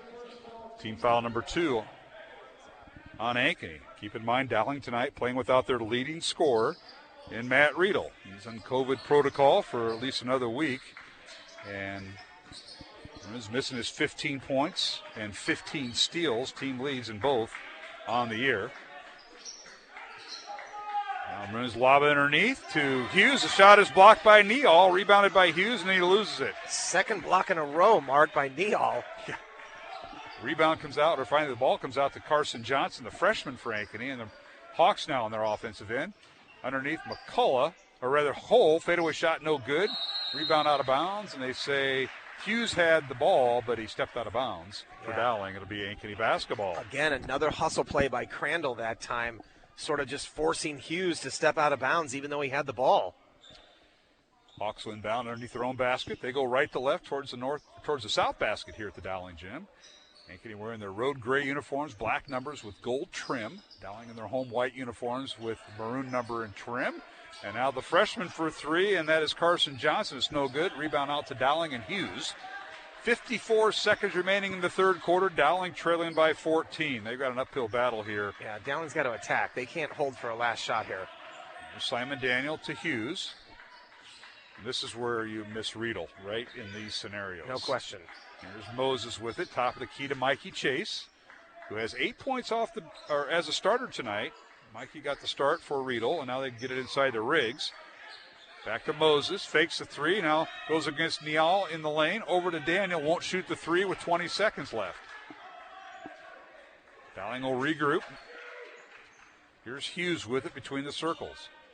Hughes coming off, looking for a ball screen, and now the ball poked from behind and a foul on Stickrod. That'll be his third, all here in the third quarter. Yeah, not quite sure. He's being really aggressive out there with 13 seconds to go. Not sure Coach Carlson wants to have a foul now at the third team foul mark. So Braden Dre will check back in for Ankeny, and now Stickrod forced to sit down. Matt's been a part-time starter for Ankeny. He didn't start tonight. Coming off the bench is Matt Stickrod. Simon Daniel inbounds the ball to Riggs. Gets it right back. 10 seconds remaining. Here's Riggs. Riggs top of the key. Pull-up jumper, left elbow. Good. Maroons work for it, and Riggs with his 10th point. And the half-court shot by Ankeny is no good. And we've come to the end of the third quarter with the score. Ankeny 44, Dowling Catholic 32, along with Mike Swain, Mark Amadeo. Back with the fourth quarter from the Dowling Gym in 1 minute here on Iowa Catholic Radio. Support for Iowa Catholic Radio and Dowling Catholic Sports is provided in part by Ashworth Vision Clinic. With 2 licensed optometrists, Barbara Sheets, a Dowling graduate, and Dr. Craig Harper, the Ashworth Vision Clinic team provides complete eye exams, contact lenses, glasses, glaucoma testing, and pre- and post-operative care. Ashworth Vision Clinic is located at 60th and Ashworth in West Des Moines. 515-440-4610 or online, ashworthvision.com. Catholic Radio, changing hearts and minds. I started listening to Catholic radio a few months ago. I'm not Catholic, and it just makes my day go by so much faster. I love the spiritual family that you have. I just think it's so awesome. Would you consider a $30 a month donation? You can give at iowacatholicradio.com through the Iowa Catholic Radio app or call 515-223-1150.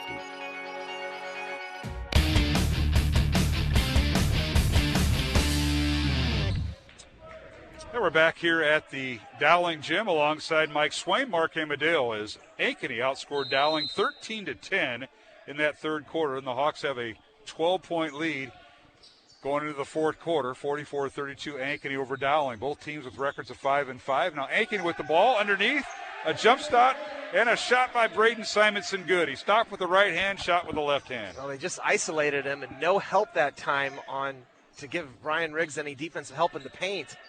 Ankeny makes him pay. Yes, they do.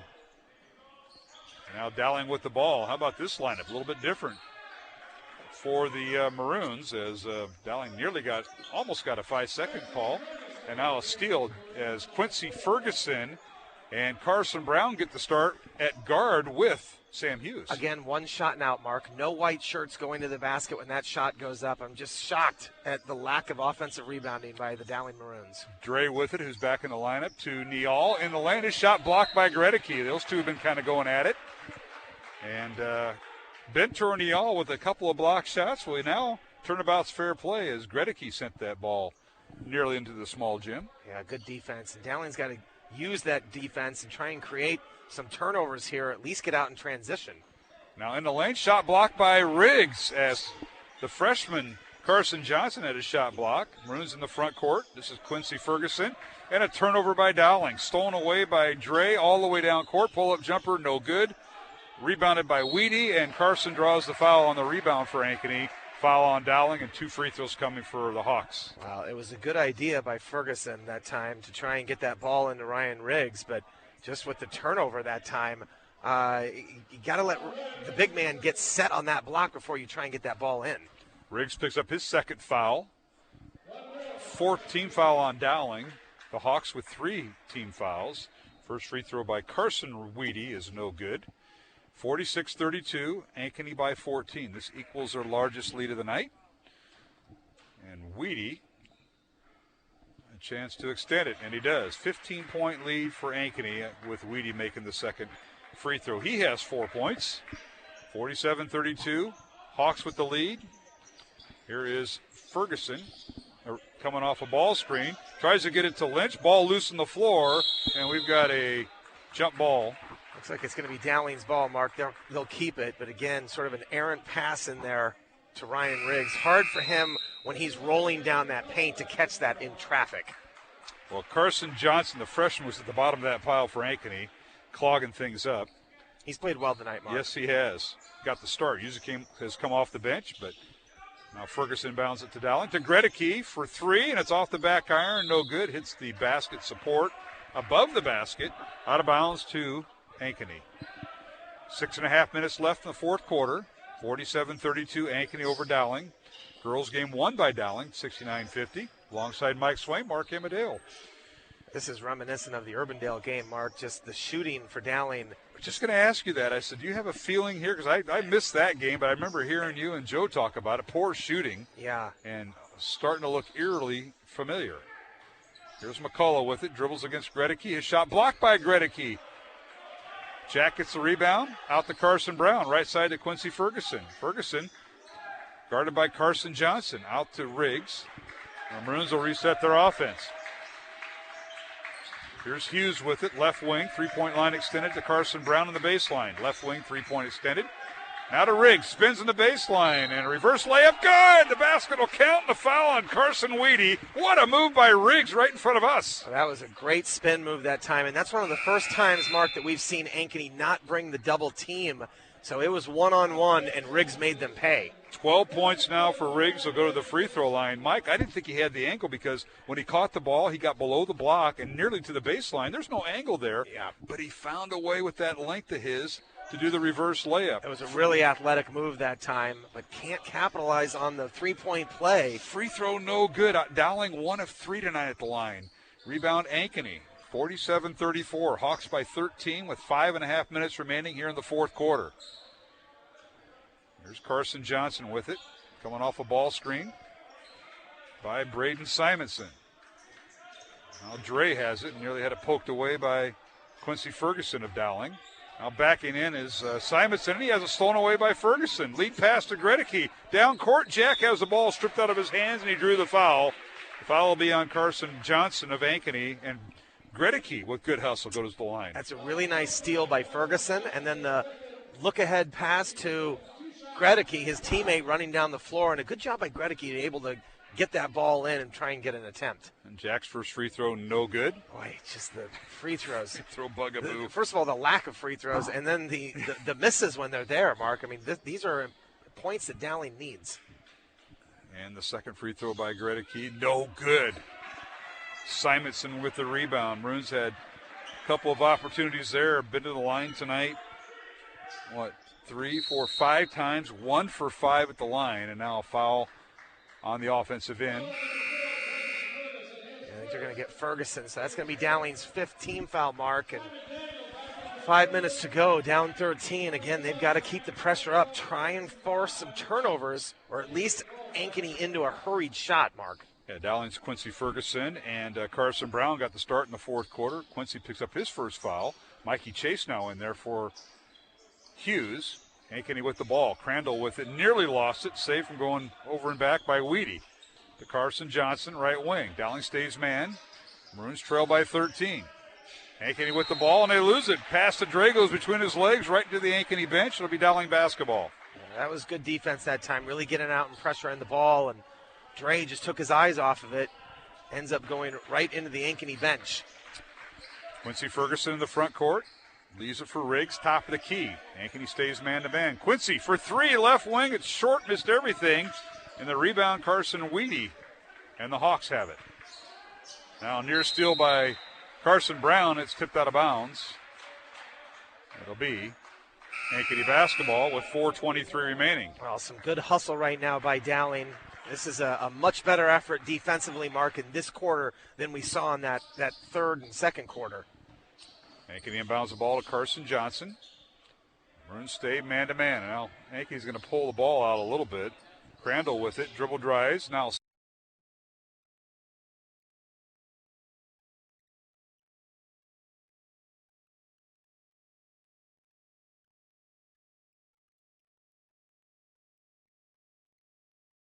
Iowa Catholic Radio and Dowling Catholic Sports is provided in part by Ashworth Vision Clinic. With 2 licensed optometrists, Barbara Sheets, a Dowling graduate, and Dr. Craig Harper, the Ashworth Vision Clinic team provides complete eye exams, contact lenses, glasses, glaucoma testing, and pre- and post-operative care. Ashworth Vision Clinic is located at 60th and Ashworth in West Des Moines. 515-440-4610 or online, ashworthvision.com.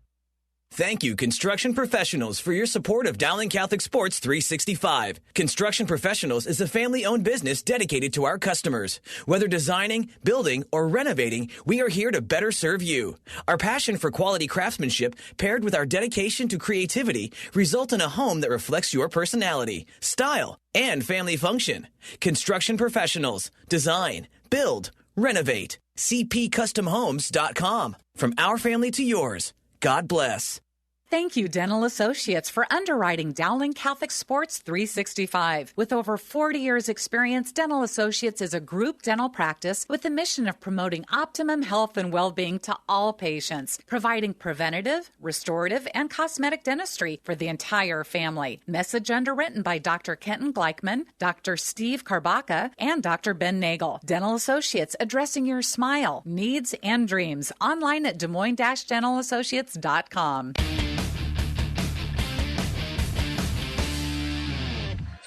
And we're back here at the Dowling Gym. Mark Amadale alongside Mike Swain. 49-36. Ankeny with the lead over Dowling with 3:50 remaining. Brian Riggs made both free throws on his last foul attempts. He's got 14 points tonight. Dowling set up the press, Mark, but Ankeny handled it well. Now the Hawks inside, and a shot up and good. Great move that time by Crandall, just taking Simon Daniel to the basket. And boy, he's athletic, isn't he, Crandall? Yes, he is. He's got an athletic body and just shield that ball, able to draw contact and knock it down. He's got 12 points tonight. He has a chance for an and one. Fouls on, as you mentioned, Simon Daniel, his second. 16 fouls on Dowling, 6 on Ankeny. 3:37 remaining here in the fourth quarter, and the Hawks lead by 15. And the free throw by Crandall, good. 13 points for Ryan Crandall, the young man who played a rover on that defense for that state title Ankeny football team this past fall. Leading scorer with 13. Riggs in the lane, and a little spin move against Cole is good. Ryan Riggs with his 16th point. Again, no double team that time. Ryan Riggs recognizing it. A really good spin move. Maroons with pressure in the backcourt, but Matt Stickrod in there. He picked up 3 fouls, all in the third quarter, and sat down. Now he's back in. Coach Brant Carlson in his 5th year at Ankeny, 58 wins, 46 losses. They were state champs last year as they beat Waukee 78-70 in the 4A title game. And he's trying to find some closers in here now because you know they're going to go to the free throw line. And now a pass by Stickrod, not handled well and out of bounds by Crandall, one of his rare mistakes. Yeah, Ankeny's had a couple turnovers. You got to credit the Dowling defense in this fourth quarter, Mark, for that. But unfortunately, they just have not been able to turn those into points. 52-38 Ankeny, Dowling with the ball. Maroons have 2 timeouts remaining. Ankeny has all 5 of theirs. Riggs for 3, it's off the mark, no good. And a rebound, Crandall and Ankeny. Now near steal by Carson Brown, Dowling taking chances. Get the ball in the front court to Carson Weedy, back to Stickrod. Now to Carson Johnson. Guarded by Gregory. What a mismatch that is. 5'8" against 6'10". Yeah. The pass goes to Crandall. Ankeny trying to eat clock with 2:15 remaining in the fourth quarter. Hawks lead by 14. Now a corner 3, up and good by Carson Weedy. That's just smart basketball, Mark. They spread the floor, and you put the ball into Crandall, who's been in these situations before. He was able to just drive, penetrate, and kick. Weedy with his 6 point, 55-38. Mikey Chase for three. It's good. Right in front of the Dowling bench and a timeout Maroons. Chase tonight off the bench with 11 to lead Dowling. Actually, started tonight. I'm sorry, it was Mark, a starter. He's been the only bright spot as far as the three-point shooting has been concerned. It's been a really tough night for Dowling from three. Only Gregory is the only other player to make a three. But Mikey Chase has been pretty consistent tonight. 55-41, Ankeny with the lead over Dowling. Minute 54 remaining in the fourth quarter. Dowling down to their final timeout. I know they got to take chances, and you start thinking about shooting beyond the arc. Well, Maroons did that a lot during that first half and kind of got themselves in trouble once they started missing threes. They settled for jumpers instead of maybe getting layups or getting fouled. They did, yeah. They haven't been in the line. Something that's been sort of a strength for Dowling is getting to the foul line and converting. So Dowling with one timeout here, Mark. They're going to go full court press and obviously try and get a turnover. Then you got to start looking at least at this point right now. You've got to probably, once Ankeny gets across half court, find somebody to foul.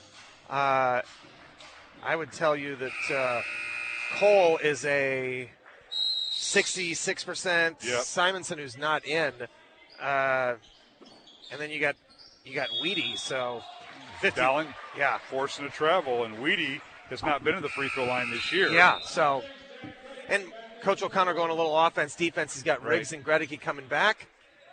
Lynch and Simon Daniel check out.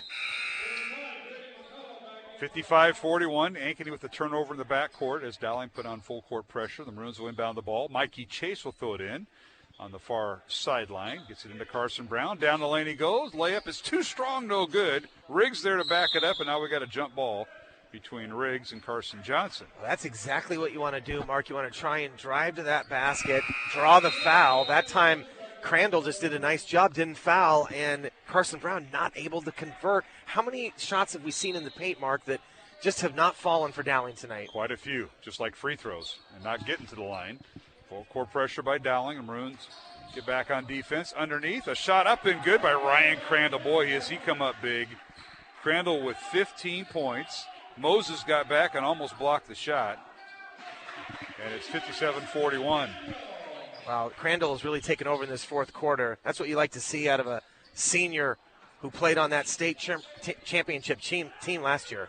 And Maroons knocked down a three. Who was that? Simon Daniel with the three in the corner, Mark. That's huge because he has struggled. That's his first basket of the second half. He now has 11 points. And it's 57-44 Ankeny after Simon Daniel's three. And now the other way. A whistle and a foul on Simon. That'll be his third foul. Free throws coming. That is the 17th foul on Dowling. Ankeny with 16 fouls, so we'll be shooting free throws on every foul. The final 67 seconds here in the fourth quarter. And Dowling leading, Ankeny leading 57-44. Free throw good, make it 58-44 Hawks. As the freshman Carson Johnson at the line. He now has 10 points. Second one good. 11 points for the 5'8 freshman Carson Johnson. Reverse layup by Chase, no good. Tip by Lynch, no good. But rebound Carson Johnson and a foul in the backcourt with 58 seconds remaining. Maroons trail by 15. That sort of summed up Dowling's night, Mark. Good drive by Mikey Chase that time, but not able to convert on the layup. And we've just seen too many of those. And then how about Ankeny on the job that they've done tonight on the boards, both offensively and defensively? I think they've just, almost outsized at every position, and they have been quicker to the ball and able to get those. Free throws coming for Johnson. First one up and good. Front of a 1-and-1 on the 18th foul for Dowling. Johnson perfect on the night. He's got 12 points, 3 for 3 at the line. He'll get one more. Eyes the bucket, the right-hander. And the free throw good. Nothing but the bottom of the net. 13 points for the freshman Carson Johnson, who got the start tonight. He's got really nice form. I like him. He's scrappy. Well schooled. Three-pointer by Quincy Ferguson is good for Dowling Catholic. Quincy with his first three of the year. 61-46 Hawks, 40 seconds remaining. I don't think we'll see another foul. I think Coach O'Connor just said solid D here. Yeah, Carson Johnson now with it for Ankeny. He'll dribble it out. 30 seconds remaining. Ankeny's next game, well, they play their crosstown rival at home tomorrow night. Centennial at Ankeny. Second time those two teams met. Ankeny Centennial and head coach Bob Fontana, ranked number 4. The Hawks unranked. And that's always a great rivalry there. And that'll be at the Hawk Gym tomorrow night. Both teams making state tournament last year, Mark. That's right. That'll do it. They'll let it dribble out. 61-46 the final. Congratulations to head coach Brant Carlson and the Ankeny boys as they defeat Dowling 61-46 here at the Dowling Gym. Maroons fall to 5-6, their record, and Ankeny improves to 6-5. As the Hawks started slowly, led Dowling by 3 at the end of the first quarter.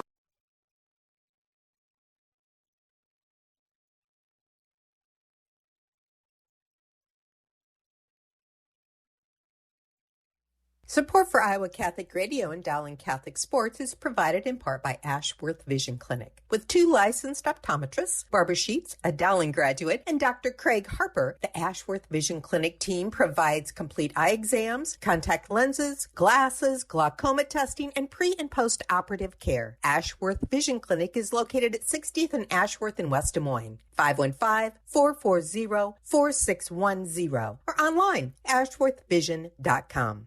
Thank you, Construction Professionals, for your support of Dowling Catholic Sports 365. Construction Professionals is a family-owned business dedicated to our customers. Whether designing, building, or renovating, we are here to better serve you. Our passion for quality craftsmanship, paired with our dedication to creativity, result in a home that reflects your personality, style, and family function.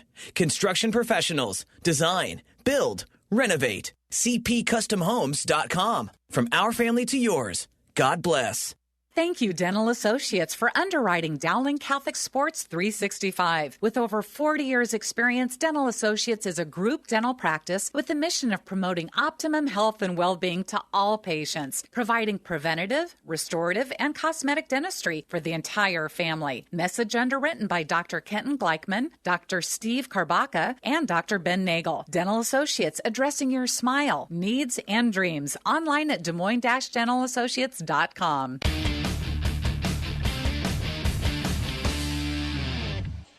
We're back here at the Dowling Gym. Apologize for the disconnection. Somehow the gremlins are working here. Well, I leave for a month, and look what happens. So our board is having the same kind of shooting night that Dowling is at.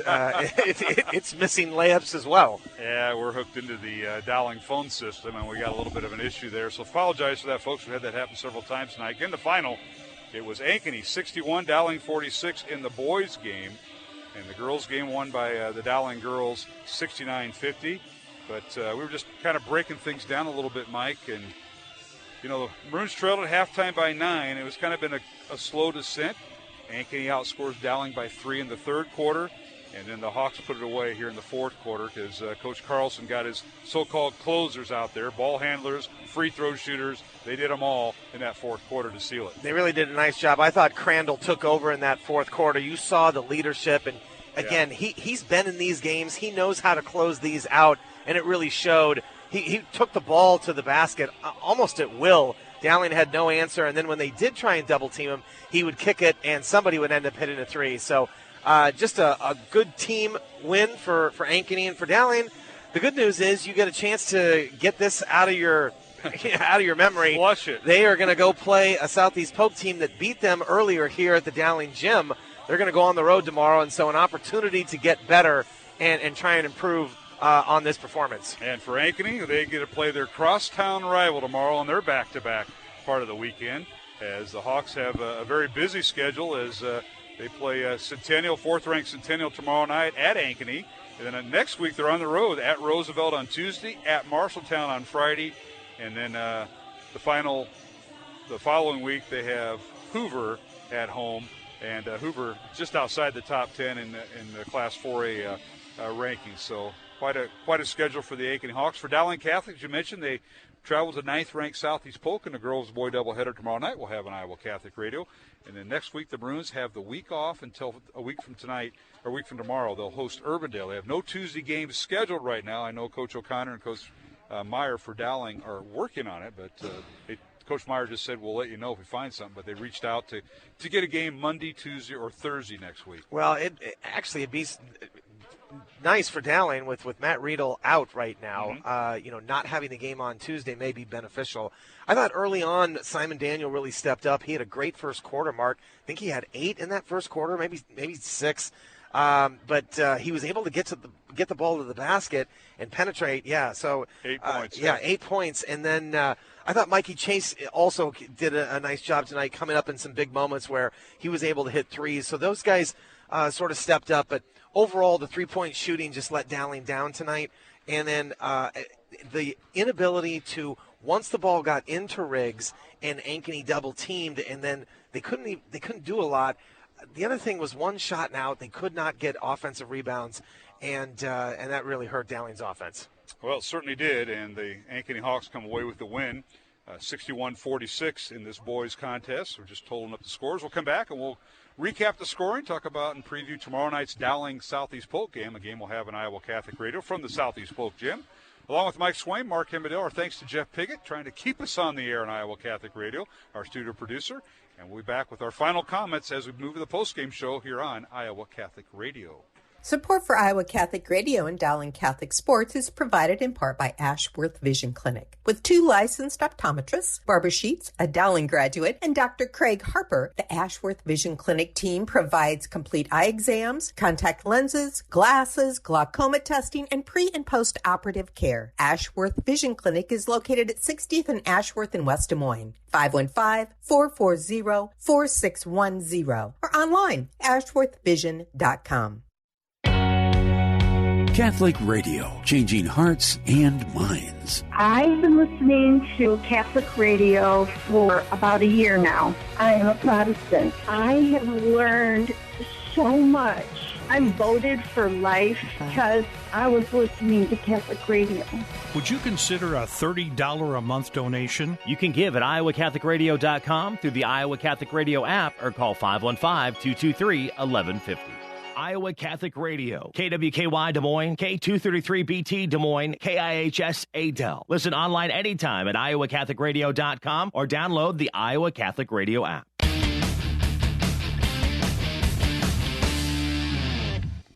And we're back here at the Dowling Gym alongside Mike Swain, Mark Hemedale, postgame show following Ankeny's win over Dowling in the boys contest, 61-46.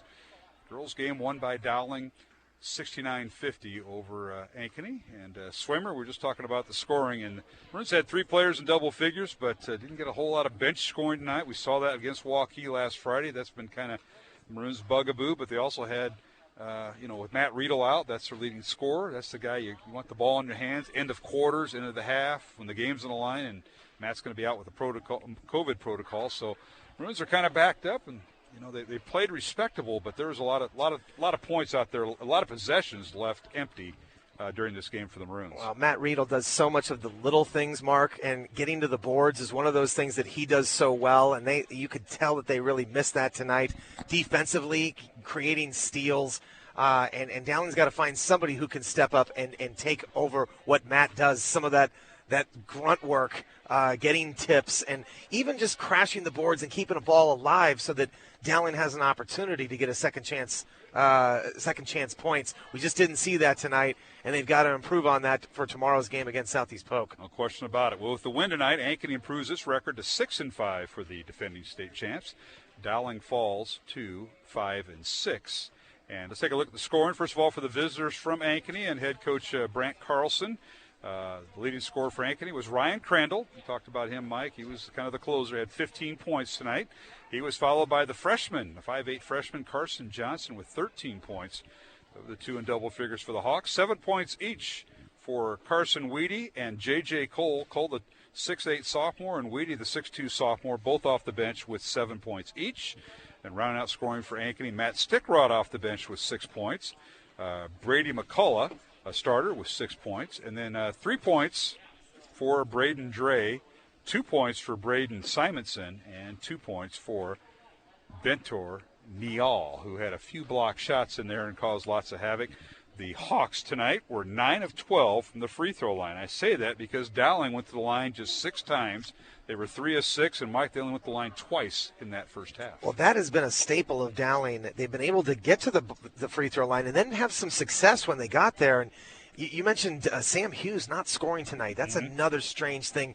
He's been really consistent, sort of that 6 to 8 point guy. Right. Every once in a while getting double figures. And so not having him score. And if you're Coach Carlson, I think you've got to like the way that this Ankeny team is going with. I mean, it feels like he's got 8 guys who could start. He's got just interchangeable parts. And that really showed tonight. I thought Ankeny's bench did a great job. And then when it counted in the fourth quarter, give it to your senior Crandall and let him do the dirty work. No question. I mean, Stickrod's been a starter for quite a few games. He comes off the bench tonight, and they insert the freshman Carson Johnson. And sometimes it comes down to matchups.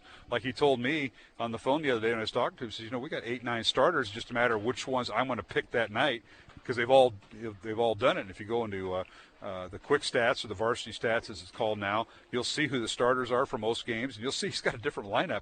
And it's not basically, you know this, Mike, as a coach, it's not who starts, it's who finishes. Yeah, no question. They had some finishers tonight. I got to believe you're going to see Carson Johnson in that starting lineup. So. He was really a steadying force and doesn't get rattled. Not too high, not too low. Thought he did a nice job of taking care of the ball.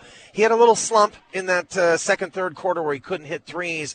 But, stepped up in the end and made some big free throws, and he's going to be a nice player. He will be. He's got nice fundamentals. He's got to get a little stronger and get physical. I don't know if he can withstand a CIML conference, 21-game schedule when we get out of this COVID stuff, but he's going to be a nice player to watch. Now for Dowling, let's take a look at the scoring. Maroons were led with 3 players in double figures, led by Ryan Riggs, a 6'8 senior with 16 points tonight, Simon Daniel with 11 points, and Mikey Chase with a start tonight due to Matt Riedel's being out with COVID protocol. He had 11 points.